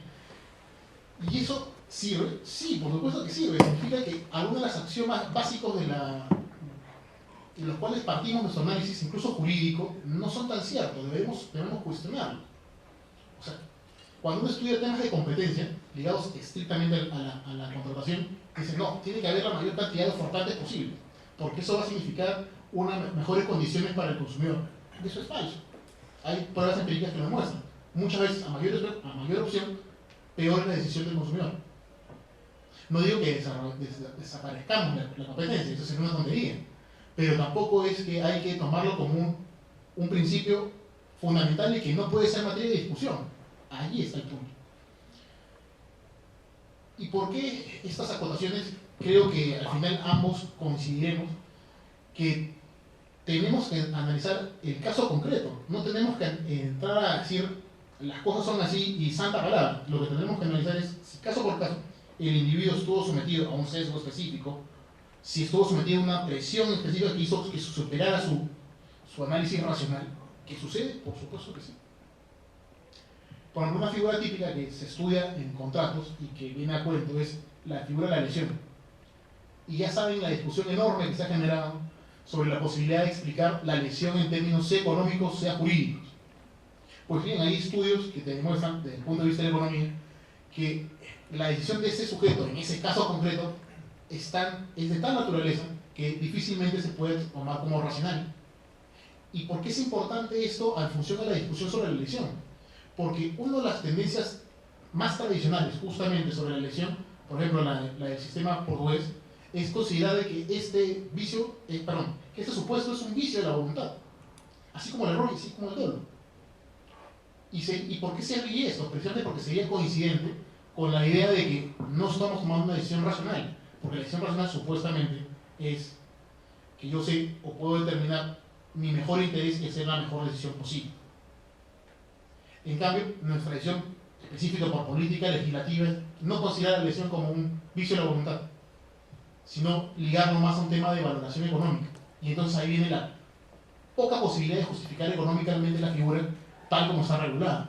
Pero en cambio, si viráramos un poco el análisis y ser un poco más consistentes con la racionalidad del ser humano en el caso concreto, podemos entender mejor la figura, sea jurídicamente, sea económicamente. Y eso es útil. Eso es precisamente el sentido máximo de cualquier aplicación científica o de cualquier método de investigación o de análisis a cualquier rama de estudio. Es mejor la comprensión más óptima posible sobre la figura estudiada. No es hay que defender la ciencia o la rama en particular. No, hay que entender simplemente lo que estamos haciendo. Ya desde el hecho de que la economía más, digamos, tradicional tienda a proteger más el principio que ellos tienen, que deberían cuestionar, creo que le quita legitimidad a la propia rama. ¿Y saben por qué lo digo? Es justamente en un texto de Sunstein con Thaler, allá por el año 2005, o sea, previo a la crisis, nosotros deberíamos entrar a cuestionarnos todas estas ciencias o premisas sobre las cuales se basa nuestra regulación. Estamos partiendo de que el ser humano siempre va a tomar la decisión eficiente para él y para el resto. Eso no es cierto. Y después, cuando reventó la burbuja, los comentarios de varios de los economistas, o maravilla fue, no entendíamos cómo es posible que eso haya sucedido. Nos sorprende que las personas no hayan visto su mejor interés al corto y a largo plazo. O sea, por Dios, si son las mismas que han dicho que esos dos puntos de vista no deben ser analizados, entonces, ¿cómo les sorprende que la regulación que ellos mismos han promovido no analice o no entre a tallar estas dos figuras? Y ya con esto termino, por lo menos. O sea, la idea medular, creo, es introducir la discusión del caso concreto, de ver cuáles son las motivaciones o elementos que afectan a la decisión humana para comprender y generar una mejor regla que prevea las conductas humanas, que es al final lo que nos interesa a los abogados. Tener una norma que regule bien la conducta humana y que realice aquello que más o menos esperamos, y si es que no lo realiza, pues que haya y existan sanciones válidas dentro de los límites posibles a esa conducta si es que es reprimible. Si es que no lo es, pues hay que dejarla libre y que el mercado la regule, si esto es posible. Pero no tener una premisa de que esto nunca va a suceder. Creo que eso es, al final, el lo importante. Gracias. Sí, fíjense, yo empecé en mi introducción diciendo que fíjense cómo la economía ha ido evolucionando y ha ido criticando, cuestionando sus propios principios. Hoy día tenemos, digamos, la rama tradicional de la economía o de la microeconomía. En verdad, de lo que estamos hablando es de la microeconomía, aunque, dicho sea de paso y como nota a pie de página, hay también macroeconomía se llama macroeconomía con fundamentos microeconómicos, que sería un poco extenso explicar aquí. Pero fíjense cómo tenemos, por un lado, la economía tradicional, que más o menos se sigue alineando a los principios tradicionales de la economía, pero por otro lado tenemos lo que se llama neuroeconomía hoy día, y por otro lado, Renzo también lo mencionó, tenemos lo que se llama Behavioral Economics, que sería traducido como economía conductista o economía mezclada con la psicología también. Y efectivamente tiene mucha mezcla con la psicología. Lo curioso es que en verdad ya no tenemos una sola economía, sino que tenemos por lo menos tres, y yo añadiría hasta una cuarta economía, que sería la economía institucional, porque la economía institucional, si bien tiende a estar más del lado de la economía tradicional, pone algunas correcciones o cuestiona algunos elementos de la economía tradicional, y ahí es donde llena ese espacio, porque justamente la economía institucional es otra rama que estudia también el derecho, porque en inglés y para los economistas, institución es la norma. Y una de las variantes de normas que hay normas sociales y normas jurídicas. Entonces, esa es una rama de economía que nació de manera paralela, si quieren, al análisis económico, pero también se ha metido a estudiar el tema del sistema jurídico. Entonces, tenemos también ahí hay como dos corrientes que en algún momento también se están cruzando, que estudian desde la economía, que estudian al análisis económico. Lo interesante de todo esto es que desde las tres perspectivas podemos estar explicando e inclusive qué es lo que quiere la economía desde sus orígenes, como ciencia social. Pueden predecir algunos elementos, pueden predecir o pueden prever qué cosa, bajo qué condiciones o de qué manera la gente decide. Yo particularmente me oriento más o me ciño más a la exposición de la economía institucional. La economía institucional lo que dice es que efectivamente la gente tiene racionalidad acotada o limitada, como le queramos llamar, que la gente tiene graves problemas de asimetría de información y que hay mucha incertidumbre en el mundo y que más bien el sistema jurídico a través de las instituciones lo que hace es que reduce esos niveles de incertidumbre, da como estabilidad. Y ante esas situaciones la gente se puede desempeñar de mejor manera o puede tomar decisiones de mejor manera. Lo que hay ahorita en la economía es una competencia entre esas tres teorías. Lo que va a terminar pasando de aquí a unos años, no sabemos cuánto, el futuro es difícil de predecir. Lo que va a terminar pasando es que la mejor teoría, o la mejor corriente, o la que explique los fenómenos que están sucediendo en estos tiempos de manera más simple, es la que se va a imponer. Los economistas tradicionales están un poco temerosos sobre todo con el behavioral economics, con la economía conductista. ¿Por qué? Porque la economía tradicional se ha vuelto muy matemática. Cualquiera que estudie economía se recordará cómo sufre con las matemáticas, con la estadística y con la econometría. La ventaja que tiene la economía conductista es que está empezando a explicar y a predecir cosas que la economía tradicional también hace, pero a un costo mucho más barato, porque no hay que utilizar tanta matemática. Esa es una diferencia fundamental y muy fuerte, y yo diría que si habláramos de aquí a unos 10 o 15 años me atrevería a hacer una predicción, que seguramente vamos a estar hablando de que la corriente principal de la economía va a ser seguramente la economía conductista o los behavioral economics. Ahora, eso no quita, como digo, que desde la perspectiva de la economía institucional o de la economía institucional se pueda seguir, o de la economía tradicional o institucional, se puedan explicar los fenómenos. El tema de la crisis, por ejemplo, se puede explicar desde el punto de vista de racionalidad limitada. No se sabe, hay incertidumbre, no se sabe qué pasar con el futuro, y ha habido fuertes problemas de asimetría de información. Fuertes problemas de asimetría de información. Desde la economía tradicional se critica a la economía conductual porque lo que dicen es: ustedes están haciendo experimentos individuales o grupales, pero sacar conclusiones generales de casos puntuales todavía no les da la fortaleza necesaria. Entonces están cuestionando la metodología, ya no están cuestionando tanto los principios, sino lo que están diciendo es, y además lo que la economía tradicional dice es: nunca hemos dicho que todo el mundo actúa así, hemos dicho que la gente de manera general o en promedio actúa de esa manera. Siempre pueden haber gente que actúa de manera, siempre han habido, la teoría tradicional siempre ha dicho que siempre hay situaciones de irracionalidad, pero lo que la economía tradicional dice es que esas situaciones de racionalidad no son la regla. Y entonces ahí viene el tema, vamos a regular, vamos a dictar normas. El sistema jurídico se va a comportar siguiendo patrones generales o siguiendo situaciones excepcionales. Lo que todavía no sabemos es si estas equivocaciones son dadas bajo determinadas circunstancias que pueden ser de laboratorio, o circunstancias acotadas a determinados temas, o si de verdad somos irracionales. Con lo cual pasaríamos de ser del Homo economicus al Homo vulgaris. Y con eso termino, gracias.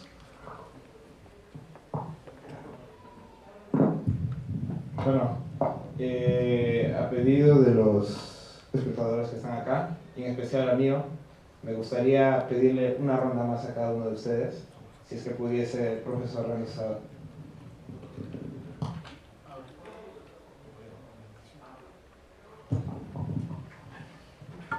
Bueno, sí, yo creo que es cierto, nuevamente lo que dice Juan José.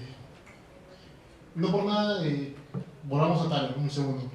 Thaler ahora dice que ya en realidad es inútil hablar del Homo economicus, hay que hablar del Homer economicus, o del Homero Simpson economicus. Una persona que se equivoca constantemente, que no sabe qué es lo que quiere, que tiene muy mala memoria, tiene problemas de cómputo de información, etcétera, etcétera. O sea, sin llegar a ese punto tan extremo de calificarnos como un Homero economicus, aunque sí admito que tengo cierta predilección por la figura porque creo que evoca muchas ideas. La discusión misma sobre si el behavioral economics va a lograr asentarse o no es todavía susceptible a más de un evento y tomaría horas.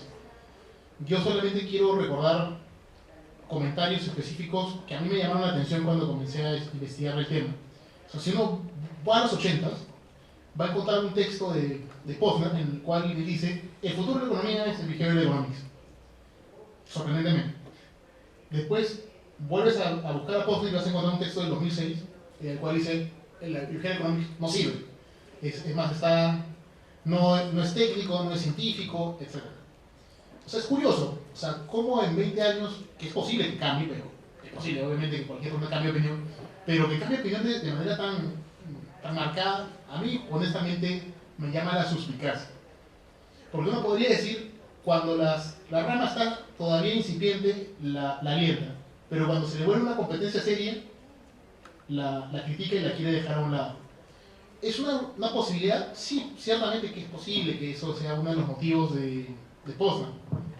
No quiero afirmar nada de manera concluyente porque evidentemente no puedo.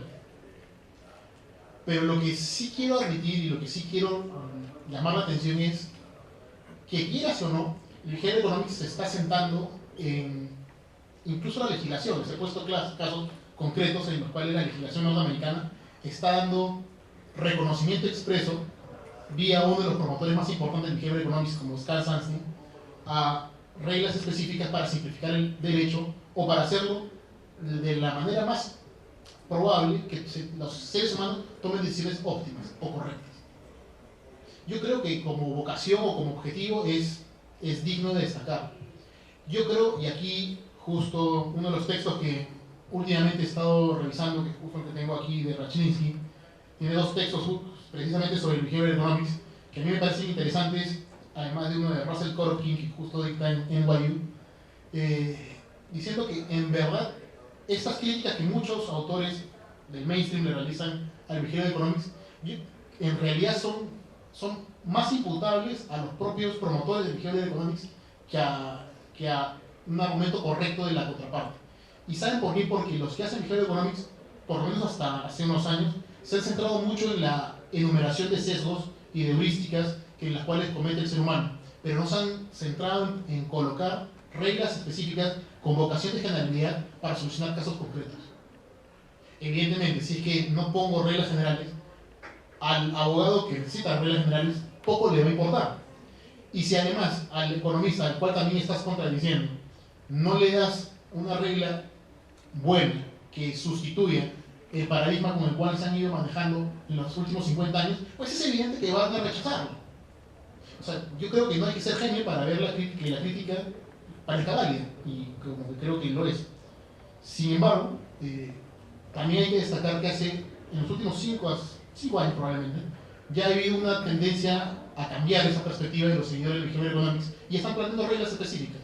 Y están analizando, por ejemplo, para ir muy lejos, el ejemplo que les he planteado, la lesión ya la están analizando para ver reglas específicas. Obviamente no dicen lesión, dicen la figura norteamericana, dicen proporcionability, y comienzan a analizarlo. Eso, un autor que la desarrolla es Russell Korobkin, precisamente. Y justo a los organizadores les comentaba que el texto de Korobkin, que es un texto enorme, casi 100 páginas, 95 para ser preciso, ya ha sido traducido ahorita al castellano por una revista colombiana. Ahora, que la traducción es pésima, discusión aparte. Pero por lo menos el texto ya está. Y ya comienza a ser accesible a la gran masa de estudiantes de derecho. Y eso a mí me parece ya síntoma de que la rama está avanzando. Hasta hace 5 años en el Perú no se había dicho nada sobre behavioral economics. En este momento estamos sentados 2 personas y estamos hablando sobre el tema. Eso ya es un cambio. En publicaciones de revistas de estudiantes, de la Universidad Católica, de la Universidad del UPC, entre otras, ya se ven publicaciones sobre el tema. Eso ya demuestra qué vientos corren. Las cosas lentamente están avanzando en esa dirección. No digo que va a ser plenamente exitosa, al mismo nivel que el análisis económico tradicional, pero por lo menos está diciendo de que el tema merece atención por parte de todos los sujetos que estamos involucrados en la predicción de conductas humanas. Nada más. Muchas gracias.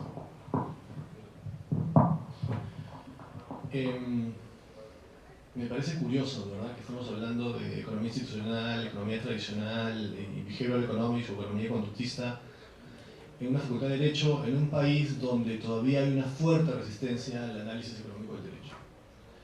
En verdad, lo que yo diría como comentario final es: tomen la economía tradicional, tomen la economía institucional, tomen el behavioral economics, tomen el que quieran, tomen si quieren sociología, tomen si quieren antropología jurídica.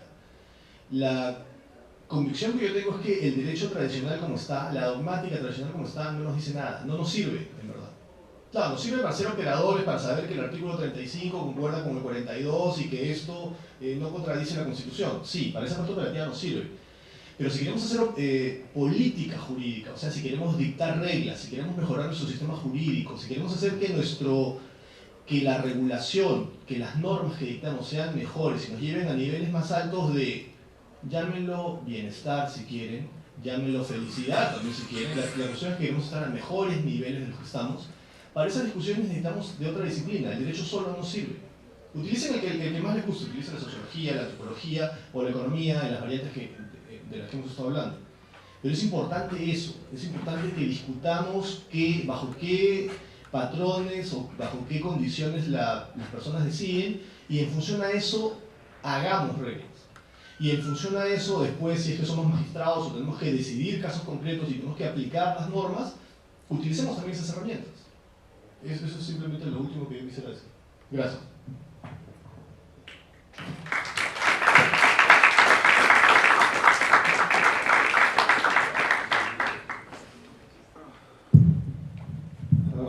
Wow. Disculpen. Detalles de las mamás. Ok, en todo este caso he notado, bueno, de hecho, nunca había oído acerca del behaviorismo económico ni el Homo economics, pero en este instante, si es que alguno de ustedes tiene una pregunta y se está aguantando así fervientemente, podemos permitir 2 preguntas y de ahí le agradeceremos a esos 2 ponentes y será para la próxima.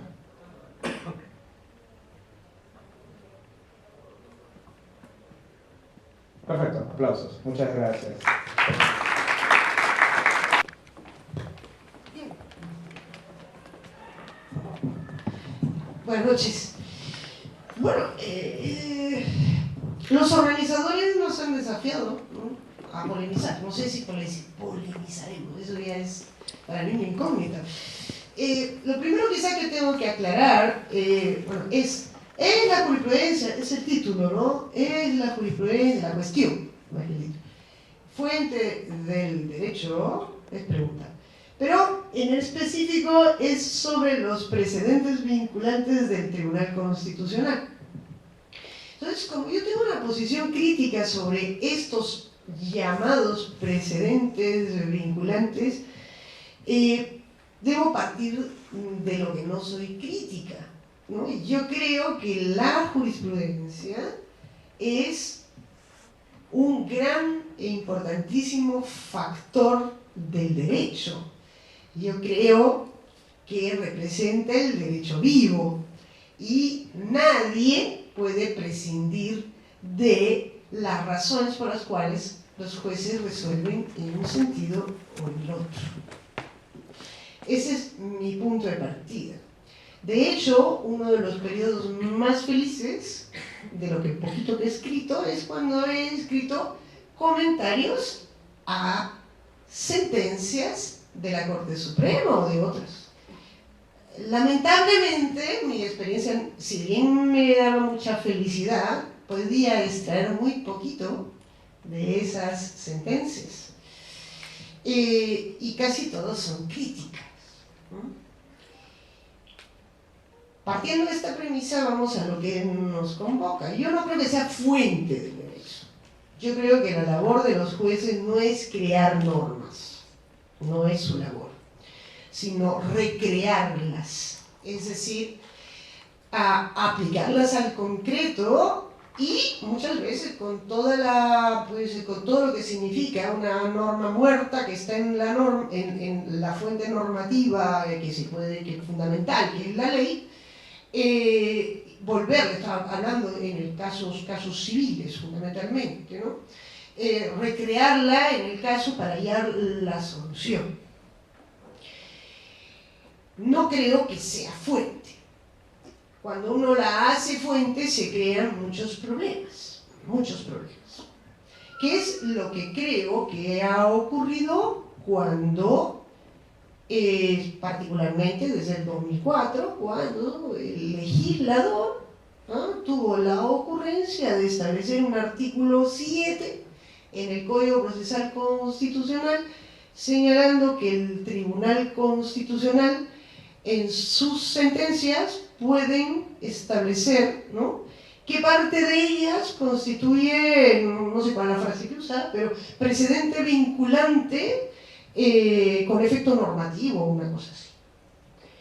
Que eso luego, y que tiene que ser en las sentencias que hacen cosa juzgada, y como las únicas que son capaces de hacerlo son las que declaran fundado o infundado, esto en el ámbito de los procesos de tutela de los derechos fundamentales, o sea, habeas corpus, habeas data, amparo, en esos casos, en ese ámbito, cuando el TC funciona como juez de casos, ¿no?, de casos concretos, no juez de normas, puede establecer qué parte, ¿no?, tiene eficacia normativa o algo parecido.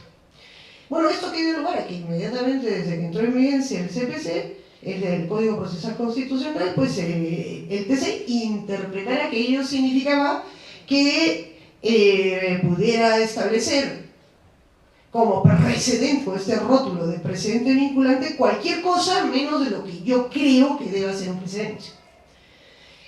Cuando comenzó a hacerlo, y ha seguido haciéndolo con otras técnicas por la variación de sus integrantes que ha sufrido a lo largo del tiempo, pues comenzó para hacer algo para mí perverso, que es limitar, en vez de establecer, digamos, que un derecho, o sea, una interpretación evolutiva, digamos, de determinada situación que es amparable, qué sé yo, para limitar, ¿no? Para limitar, como fue en los famosos casos Anicama, Bailón, estableciendo cuál era el aspecto que se podía tutelar a través del amparo.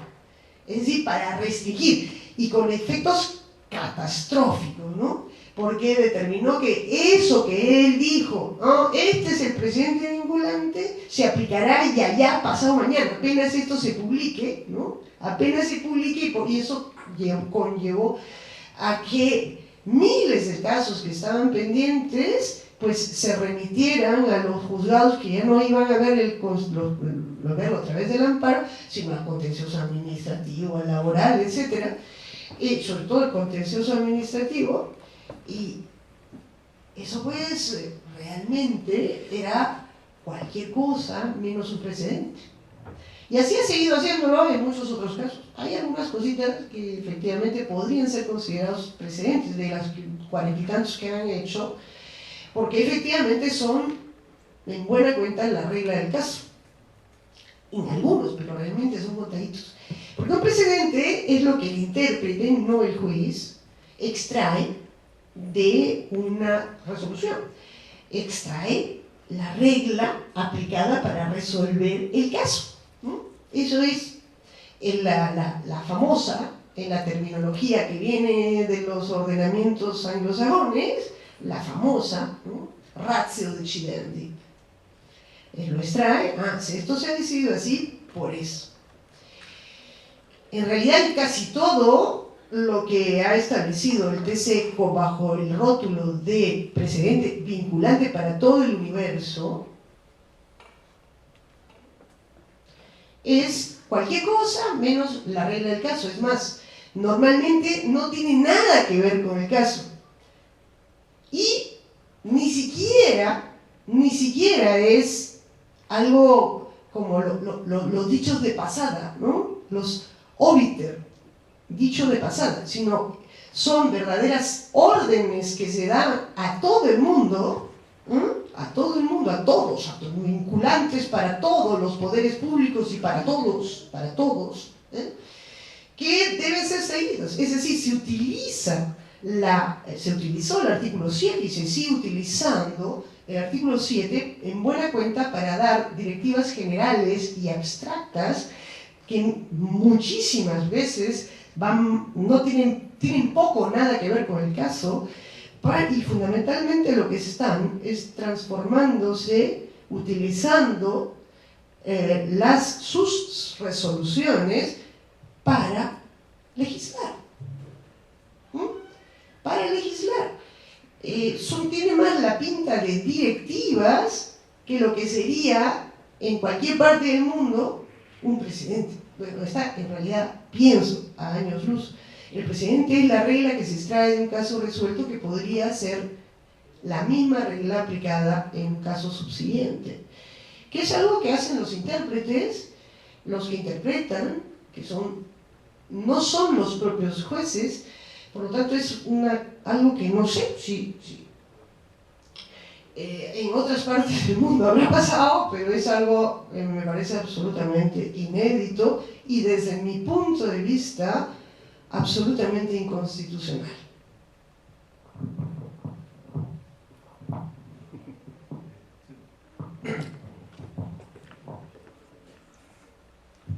Bien, enseguida le toca al doctor Gorky González, es profesor director de la Maestría de Convención en Política Jurisdiccional de la Pontificia Universidad Católica del Perú. Ha sido visitante scholar en la American University y en otras universidades de Estados Unidos. Fuertes aplausos, por favor, y tiene 10 minutos para continuar su parte de presentación.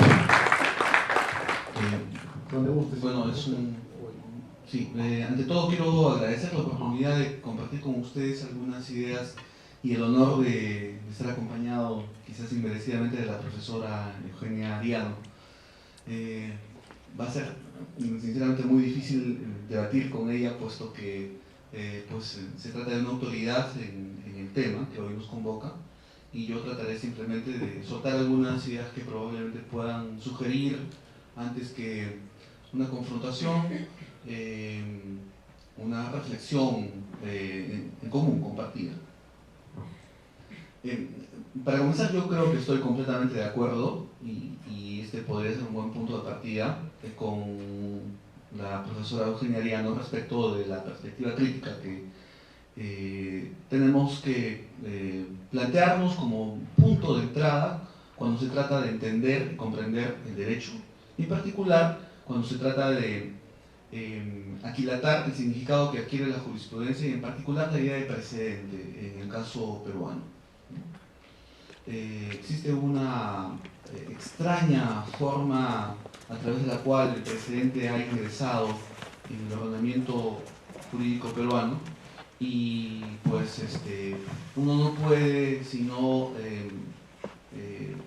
plantearse perplejidad respecto digamos, el contexto en el cual se mueve la idea del precedente. Entonces yo comparto esa perspectiva crítica que ella tiene, de la manera como los jueces han entendido el precedente, de la manera como los propios apologistas del precedente, sobre todo en el derecho público, el derecho constitucional y el derecho administrativo, se han formulado respecto del mismo. Luego diré qué es lo que pienso en particular de este punto. Y creo que donde se empiezan a generar algunos matices respecto a la posición de la profesora Ariano es en el ámbito o es en el punto de referencia de la idea del derecho. Podríamos sugerir la expresión paradigma, quizás, y podría decir que cuando la profesora Ariano sostiene que ella no cree que el precedente sea fuente de derecho, que ella no cree que la jurisprudencia sea fuente de derecho, en realidad me suscita un fuerte convencimiento de que se trata de una postura muy, pero muy, digamos, acendrada, ¿no? Y yo diría que tiene que ver con un paradigma, que es un paradigma que yo no comparto del todo. Como saben ustedes, un paradigma es un conjunto de conocimientos, pero también es un conjunto de adhesiones, de percepciones que finalmente configuran la idea de una comunidad que se mira a sí misma como comunidad. La comunidad de los juristas mantiene entre sí un lenguaje común, mantiene entre sí pues algunos cánones y históricamente se suele decir que el paradigma en torno al cual se mueve la comunidad jurídica de Occidente es el del positivismo jurídico. Bueno, la perspectiva que yo tengo es abiertamente contraria, sino abiertamente contraria a la del positivismo jurídico. Entonces, la primera pregunta que yo me haría es si en realidad la jurisprudencia es fuente de derecho o no lo es. Yo diría, ¿qué es fuente de derecho? ¿Tiene sentido plantearse en el mundo contemporáneo la idea de fuente de derecho en los términos paradigmáticos del positivismo jurídico? Que entre otras cosas, porque cuando hablamos de positivismo jurídico es verdad, hacemos referencia a muchas posibilidades, puesto que el positivismo no solo es una perspectiva, no es una posibilidad que se haya quedado en el tiempo, existen muchas maneras de entender el positivismo, desde el positivismo ideológico o ético, el positivismo metodológico, el positivismo teórico, el positivismo incluyente, etc. Y podemos seguir planteándonos posibilidades, pero lo cierto es que en la perspectiva del positivismo que regularmente se plantea el problema de las fuentes del derecho, se suele pensar que existe una categoría en virtud de la cual es posible clasificar a las fuentes en dos niveles, fuentes primarias y secundarias, ¿no? O fuentes principales o auxiliares, como ustedes quieran. Y entre las principales está obviamente la ley, porque, digamos, el sentido emblemático del paradigma del positivismo jurídico radica en la idea de la ley. Esto es muy significativo y no tiene una respuesta solo jurídica. Me refiero a que, finalmente, cuando hablamos de paradigma, estamos hablando, repito, de conocimientos, de percepciones, pero también de ideología. Y todo eso forma parte de un conjunto que se conoce como Estado legislativo. El Estado legislativo o Estado de Derecho, que es la forma política en cuyo seno se advierte la evolución del derecho, que tiene también en el positivismo jurídico su explicación, se percibe que el derecho es centralmente la voluntad del legislador, ¿no? Respecto de esto, pues están los textos, los manuales y finalmente quizás una de las disciplinas herederas de esta tradición, la más fuerte, la más resistente, incluso en el tiempo hasta hoy, es la de derecho civil. No nos olvidemos que en sus versiones primitivas, decimonónicas, la máxima en virtud de la cual yo no enseño derecho civil, yo enseño el código civil, haciendo referencia a que el derecho radica en la ley, o advirtiendo la idea de que el derecho es la ley y por lo tanto la ley es la voluntad del legislador. La voluntad del legislador es la expresión del pueblo, que por lo menos en la tradición del Estado legislativo que se va modelando en la vía eurocontinental, es precisamente eso, ¿no es cierto? La voluntad delegada del pueblo al legislador. En esta perspectiva, sí, pues, evidentemente, la fuente por antonomasia, y se puede predicar la idea de fuente como un centro del cual se deriva derecho, es obviamente el legislador. ¿Qué duda cabe? Pero ahí tenemos un primer problema, y tiene que ver con otro matiz que me parece muy interesante en este contraste, y es que Si la voluntad del legislador produce la ley es objeto ¿de qué? ¿De interpretación? ¿Sí, no es cierto? Entonces, ¿qué se entiende por interpretación?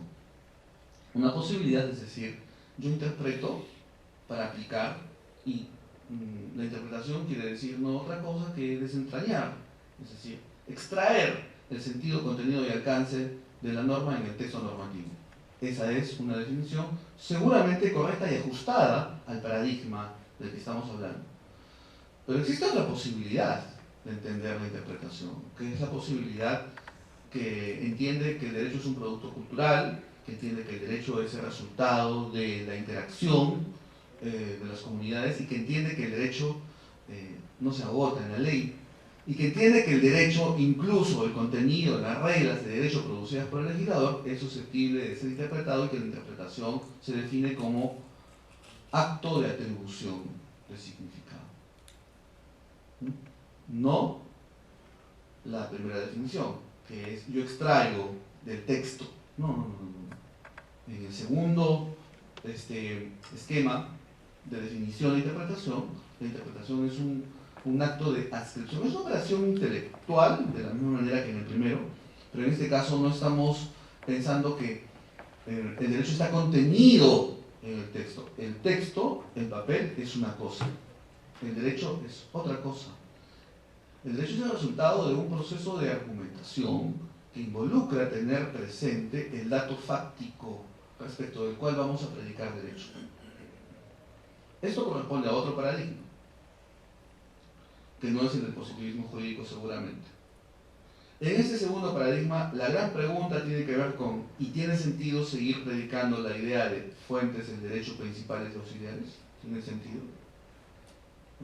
Cuando los jueces, los intérpretes, adscriben un sentido, un significado, y estoy de acuerdo con la profesora Ariano, no se trata de crear, el juez no puede crear. Podríamos decirlo de otra manera, y no es solo una expresión coloquial. Los jueces garantizan los derechos, los jueces garantizan el derecho. El juez no saca un conejo de un sombrero. Eso es inconstitucional. El juez garantiza los derechos, pero su trabajo orientado a garantizar los derechos supone la posibilidad de adscribir un significado a los textos. Esto va a depender de, digamos, el grado de apertura que tiene el esquema normativo. Y no nos olvidemos que, para terminar en esta parte que me toca, seguramente cuando hablamos de derecho tendremos que distinguir que no todas las normas entendidas como textos tienen las mismas características, que es posible distinguir principios y reglas, y también directrices. Y en los tres casos estamos hablando de normas, pero el esfuerzo interpretativo en cada uno de esos casos siempre será diferente. No es lo mismo la regla que dice nadie puede ser detenido sino en caso de flagrante delito o mandato judicial, que aquella que dice que todos tenemos derecho de intimidad. El esfuerzo interpretativo y o argumentativo será distinto en un caso o en el otro. En consecuencia, me parece que lo primero tiene que ver con la redefinición del paradigma. ¿De qué paradigma de derecho o en qué paradigma de derecho nos ubicamos cuando hablamos de fuente? En segundo lugar, si tiene sentido en el segundo paradigma, que no es el del positivismo jurídico, seguir predicando la idea de fuente que distingue fuentes principales, fuentes secundarias o fuentes formales, ley, jurisprudencia, costumbre, etc. O más bien, nos planteamos un escenario en el cual hay una compleja atmósfera donde probablemente la idea de fuente se ha difuminado y aquello que finalmente termina poniéndose sobre la mesa más bien tiene que ver estrictamente con el trabajo interpretativo y argumentativo de los jueces. Ok, 5 minutos como réplica para la doctora Ariana. Tengo que replicar. Bueno, me confieso positivista. Me confieso. Bueno, creo que ese es nuestro sistema. ¿Qué es lo que emerge de nuestra Constitución? quizás somos muy formales, estamos desfasados, la Constitución y yo, no lo sé. Pero aún así, el juez trabaja con normas, no trabaja de la nada, no saca efectivamente de un sombrero y puede salir cualquier cosa, trabaja con normas. Ese es nuestro paradigma constitucional, creo, ¿no? No estamos, como no creo que haya en ninguna parte del mundo, ni siquiera en el mundo anglosajón, pues un sistema en donde los jueces, hay sectores en donde, que además son más conservadores que los ordenamientos del civil law, muy conservadores, donde no se obra en base a costumbre, y se mantiene la costumbre, se quedan ahí anquilosados, y donde hay ley no se meten. Yo creo que nosotros tenemos, yo debo confesar que siento una gran fascinación por la codificación, ¿no? Me parece que el movimiento codificador representó frente a las arbitrariedades del pasado prerrevolucionario, en donde pues existían una pluralidad de fuentes que entraban en conflicto y era fundamentalmente un mundo de desigualdades, pues la codificación representó en la historia de la humanidad un hecho grandioso. Hoy, obviamente, no nos quedamos en la ley, sino tenemos una legalidad más elevada, que es la de la legalidad constitucional, que es la que da las pautas al legislador ordinario, y ahí lo tiene pues ahí, ¿no? Tiene sus límites, ¿no? Y de lo que se trata en este mundo, pienso yo, es de evitar la arbitrariedad. El ejercicio del poder de manera arbitraria, en el fondo, en un sistema como el que tenemos, ¿no? De legalidad constitucional. Pero quisiera una glosita. Yo sí quiero regresar al tema del TC. Quiero que el TC dice muchas cosas, ¿no? Muchas palabras complicadas, pero en realidad él se sale del sistema, ¿no? Se sale del sistema porque se siente muy por encima de esa legalidad constitucional puesta, ¿no? Puesta por la madre de todas las normas, ¿no? Pero quisiera una glosa, no tanto sobre el TC. El TC, en buena cuenta con estas sentencias, pues que dan estas normillas, se vuelve un legislador, y sobre todo en materia procesal, en donde debería, yo soy fanática de eso, porque me parece que son las reglas de juego, según la Constitución, pues sí hay un sistema de absoluta legalidad, de estricta legalidad. En el derecho administrativo, de hecho también, eso es este estilo, digamos, de pseudo precedentes, viene desde el derecho administrativo peruano, que ellos inauguraron eso en el Dindecopi, a nivel de los tribunales.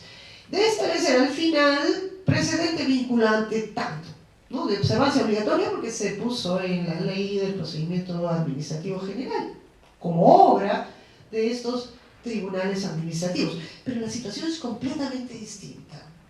¿Por qué? Porque dentro del ámbito de la administración, eso es vinculante para la administración.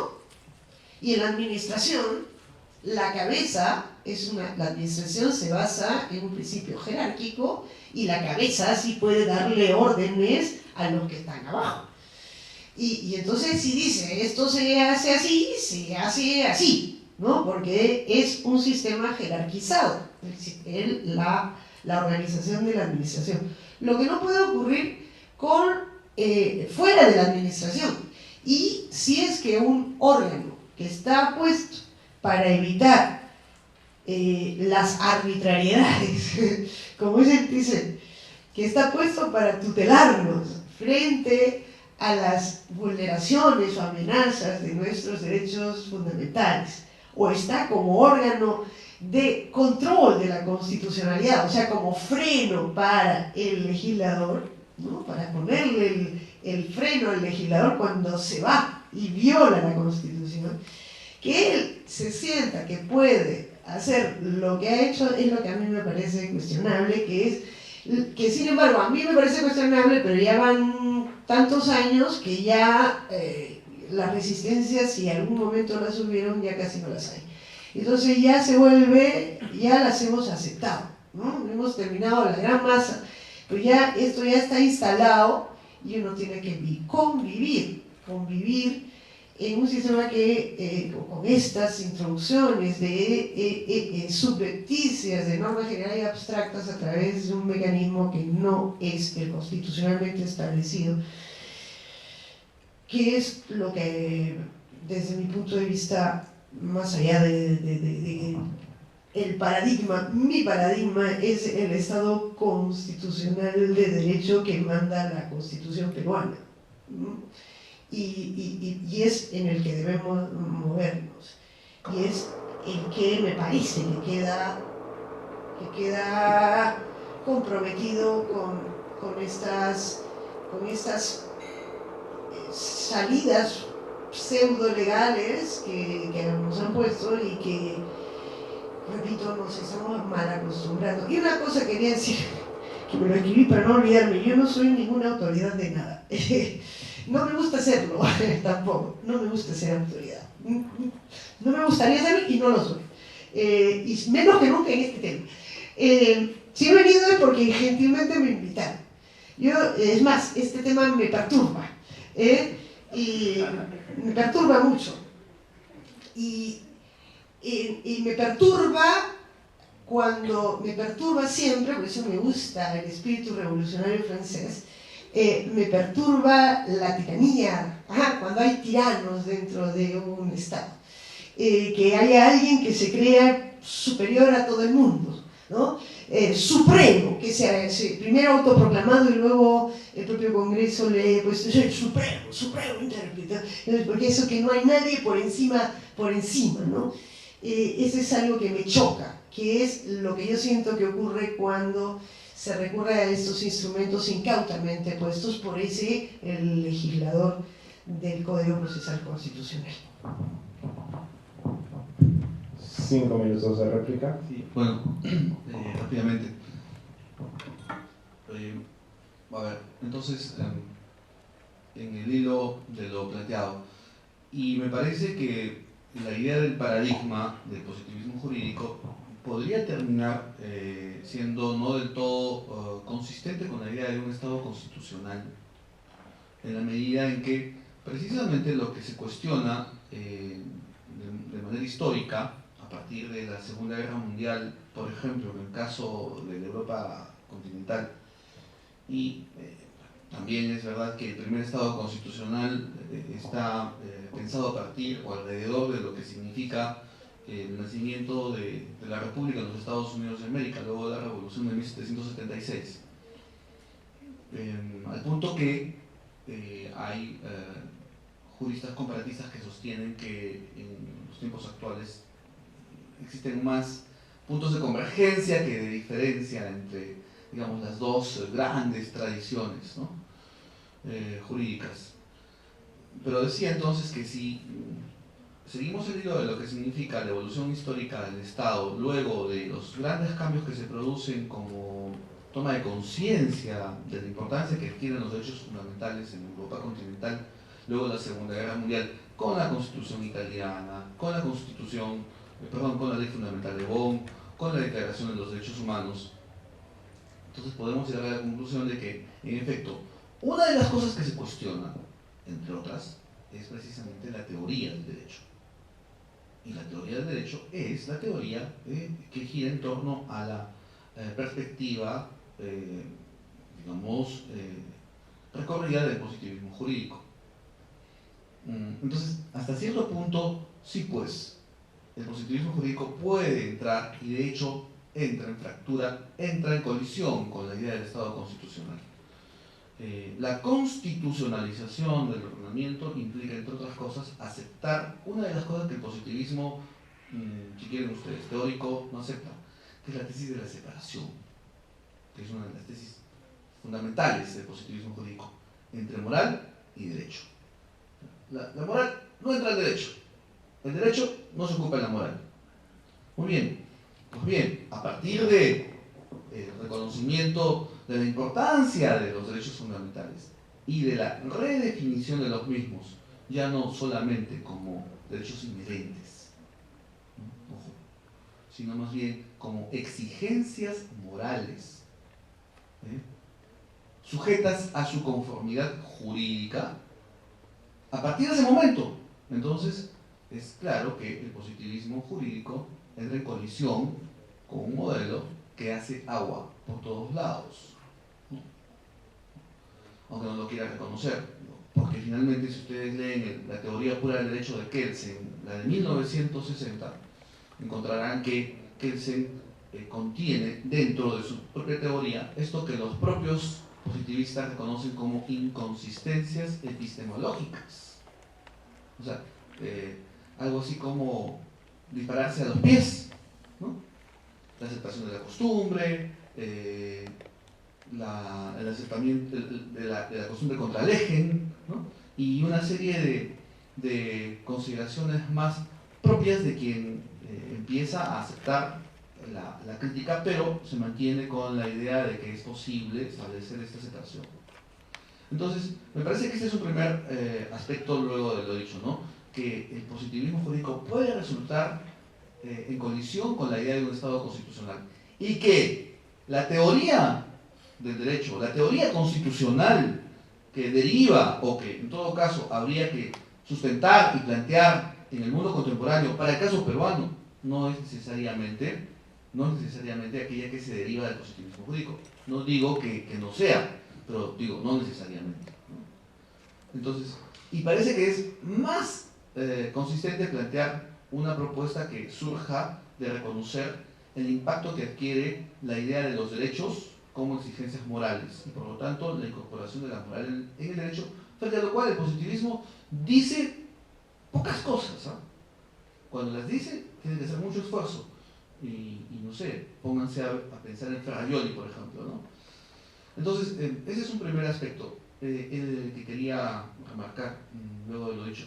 Y lo segundo es que yo coincido plenamente con la profesora Ariano cuando menciona que hay una inconsistencia en el tratamiento de los precedentes, en la lógica como ha sido tratado o ha sido tratada por los precedentes tal como han sido tratados por el Tribunal Constitucional, en la medida en que sí, esto demuestra históricamente la enorme presencia o influencia que pueden tener los profesores de derecho en algún caso, ya que parece evidente que son profesores de derecho administrativo los que van a tener una fuerte influencia y o profesores o apologistas de esta perspectiva del precedente que no tiene nada que ver con la idea del precedente anglosajón, por cierto, que por una razón coyuntural hace posible que finalmente madure como madura, es decir, la idea del precedente como regla adscrita, ¿no?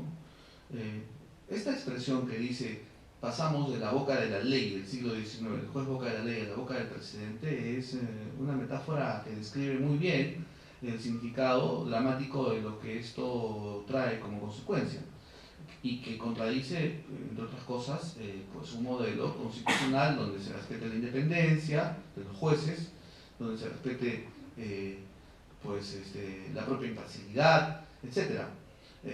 Es decir, difícil asumir que el precedente sea una regla, cuando el precedente en la tradición anglosajona es un derrotero cultural. No es otra cosa que la consecuencia de un trabajo reiterado, ¿no?, de posturas interpretativas y argumentativas que los jueces sostienen y que hacen posible pensar unos hechos analógicamente hacia adelante, ¿no?, hacia el futuro. Pero a nadie se le ocurre pensar que el precedente es lo que a la Corte en un momento determinado se le ocurre, ¿no? Y que dice, y entiéndase este artículo de esa manera. Eso francamente no tiene el menor sentido. Eso es, sí, sustituir al legislador en un trabajo que además no tiene el menor sentido, porque siempre será susceptible de ser revisado, ¿no? De hecho, el precedente tiene esa característica. El stare decisis aquí no tiene ningún sentido si es que se piensa el precedente de esa manera, ¿no? Por lo tanto, me parece que hay un malentendido que desafortunadamente ha calado y que, bueno, al fin y al cabo está desarrollándose, ¿no? Encontrará su propio rumbo, pero lo cierto es que tiene ese defecto en su génesis. Ok. Bueno, como consideraciones finales, doctora, unos 3 minutitos más. 3 minutos más, no sé qué más decir, francamente. Se me ocurre que la moral siempre ha estado en el derecho, ¿no? Al menos el campo del derecho civil está plagado de moral. Está plagado de moral. Y nunca está ausente en sus previsiones, ¿no? Está ahí. Está ahí. Ahora, ¿quién sería el portador de la moralidad? Los jueces. No sé, yo creo que los valores de una sociedad tienen que estar incorporados en su sistema jurídico, ¿no? Los grandes valores, que están expresados en la Constitución. Sí que tenemos una buena Constitución, debo decir que yo no amo esta Constitución, es horrorosa, no me gusta, pero es la que tenemos. Ahora, ¿quién va a ser? ¿No? Esa es la pregunta. ¿Quién es? Nosotros tenemos que esforzarnos en tener un ordenamiento jurídico que pueda, pues, regular nuestras vidas de la mejor manera posible. Y sobre todo, que evite la arbitrariedad. ¿No? Eso es. Y no creo que la salida sea pensar que los jueces,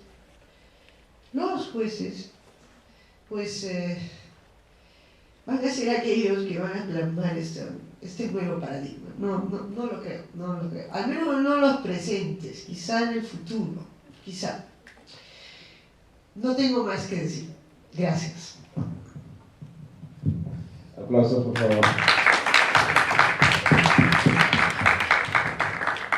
Doctor González. Bueno, en efecto yo también coincido con el profesor Ariano en el sentido de que tenemos que ser críticos respecto de lo que significa en la práctica una propuesta teórica, y en este caso la crítica al positivismo jurídico supone obviamente una contrapartida. No se trata de criticar sin proponer algo en contrapartida, ¿no? Y esta perspectiva tampoco es novedosa, la que yo estoy planteando. Tiene que ver con una visión crítica del derecho que recoge, pues, postulados de teorías que vienen del realismo jurídico o del denominado constitucionalismo crítico o neoconstitucionalismo, si ustedes quieren, pero al fin y al cabo lo que interesa es, y en esto coincido, en que en efecto en la realidad actual uno podría decir difícilmente voy a confiar en los jueces, pero podríamos decir lo mismo de los legisladores. ¿Y podemos confiar en los legisladores? Entonces, creo que la tarea es mucho más compleja que antropomorfizar el problema y decir, con estos no funciona. Creo que tengo una visión más optimista del derecho. Me parece que la perspectiva que existe en este momento con jóvenes comprometidos como los del grupo que están propiciando este espacio, con otros jóvenes de San Marcos o de la Universidad Católica o de otras universidades de San Martín, etcétera, que estén dispuestos a comprarse esta idea crítica, ¿no? Que es rediscutir todo lo que los profesores dicen en clase. Se puede imaginar también posteriormente un escenario laboral compuesto por gentes críticas y comprometidas con la verdad, en suma, con la idea de abrir espacios para que el derecho sirva como un instrumento de cambio, de transformación, ¿no? Me parece que en ese sentido va mi optimismo, ¿no? Creo que no tengo más que decir tampoco. Les agradezco la invitación a los organizadores y a la profesora Ariano por su paciencia.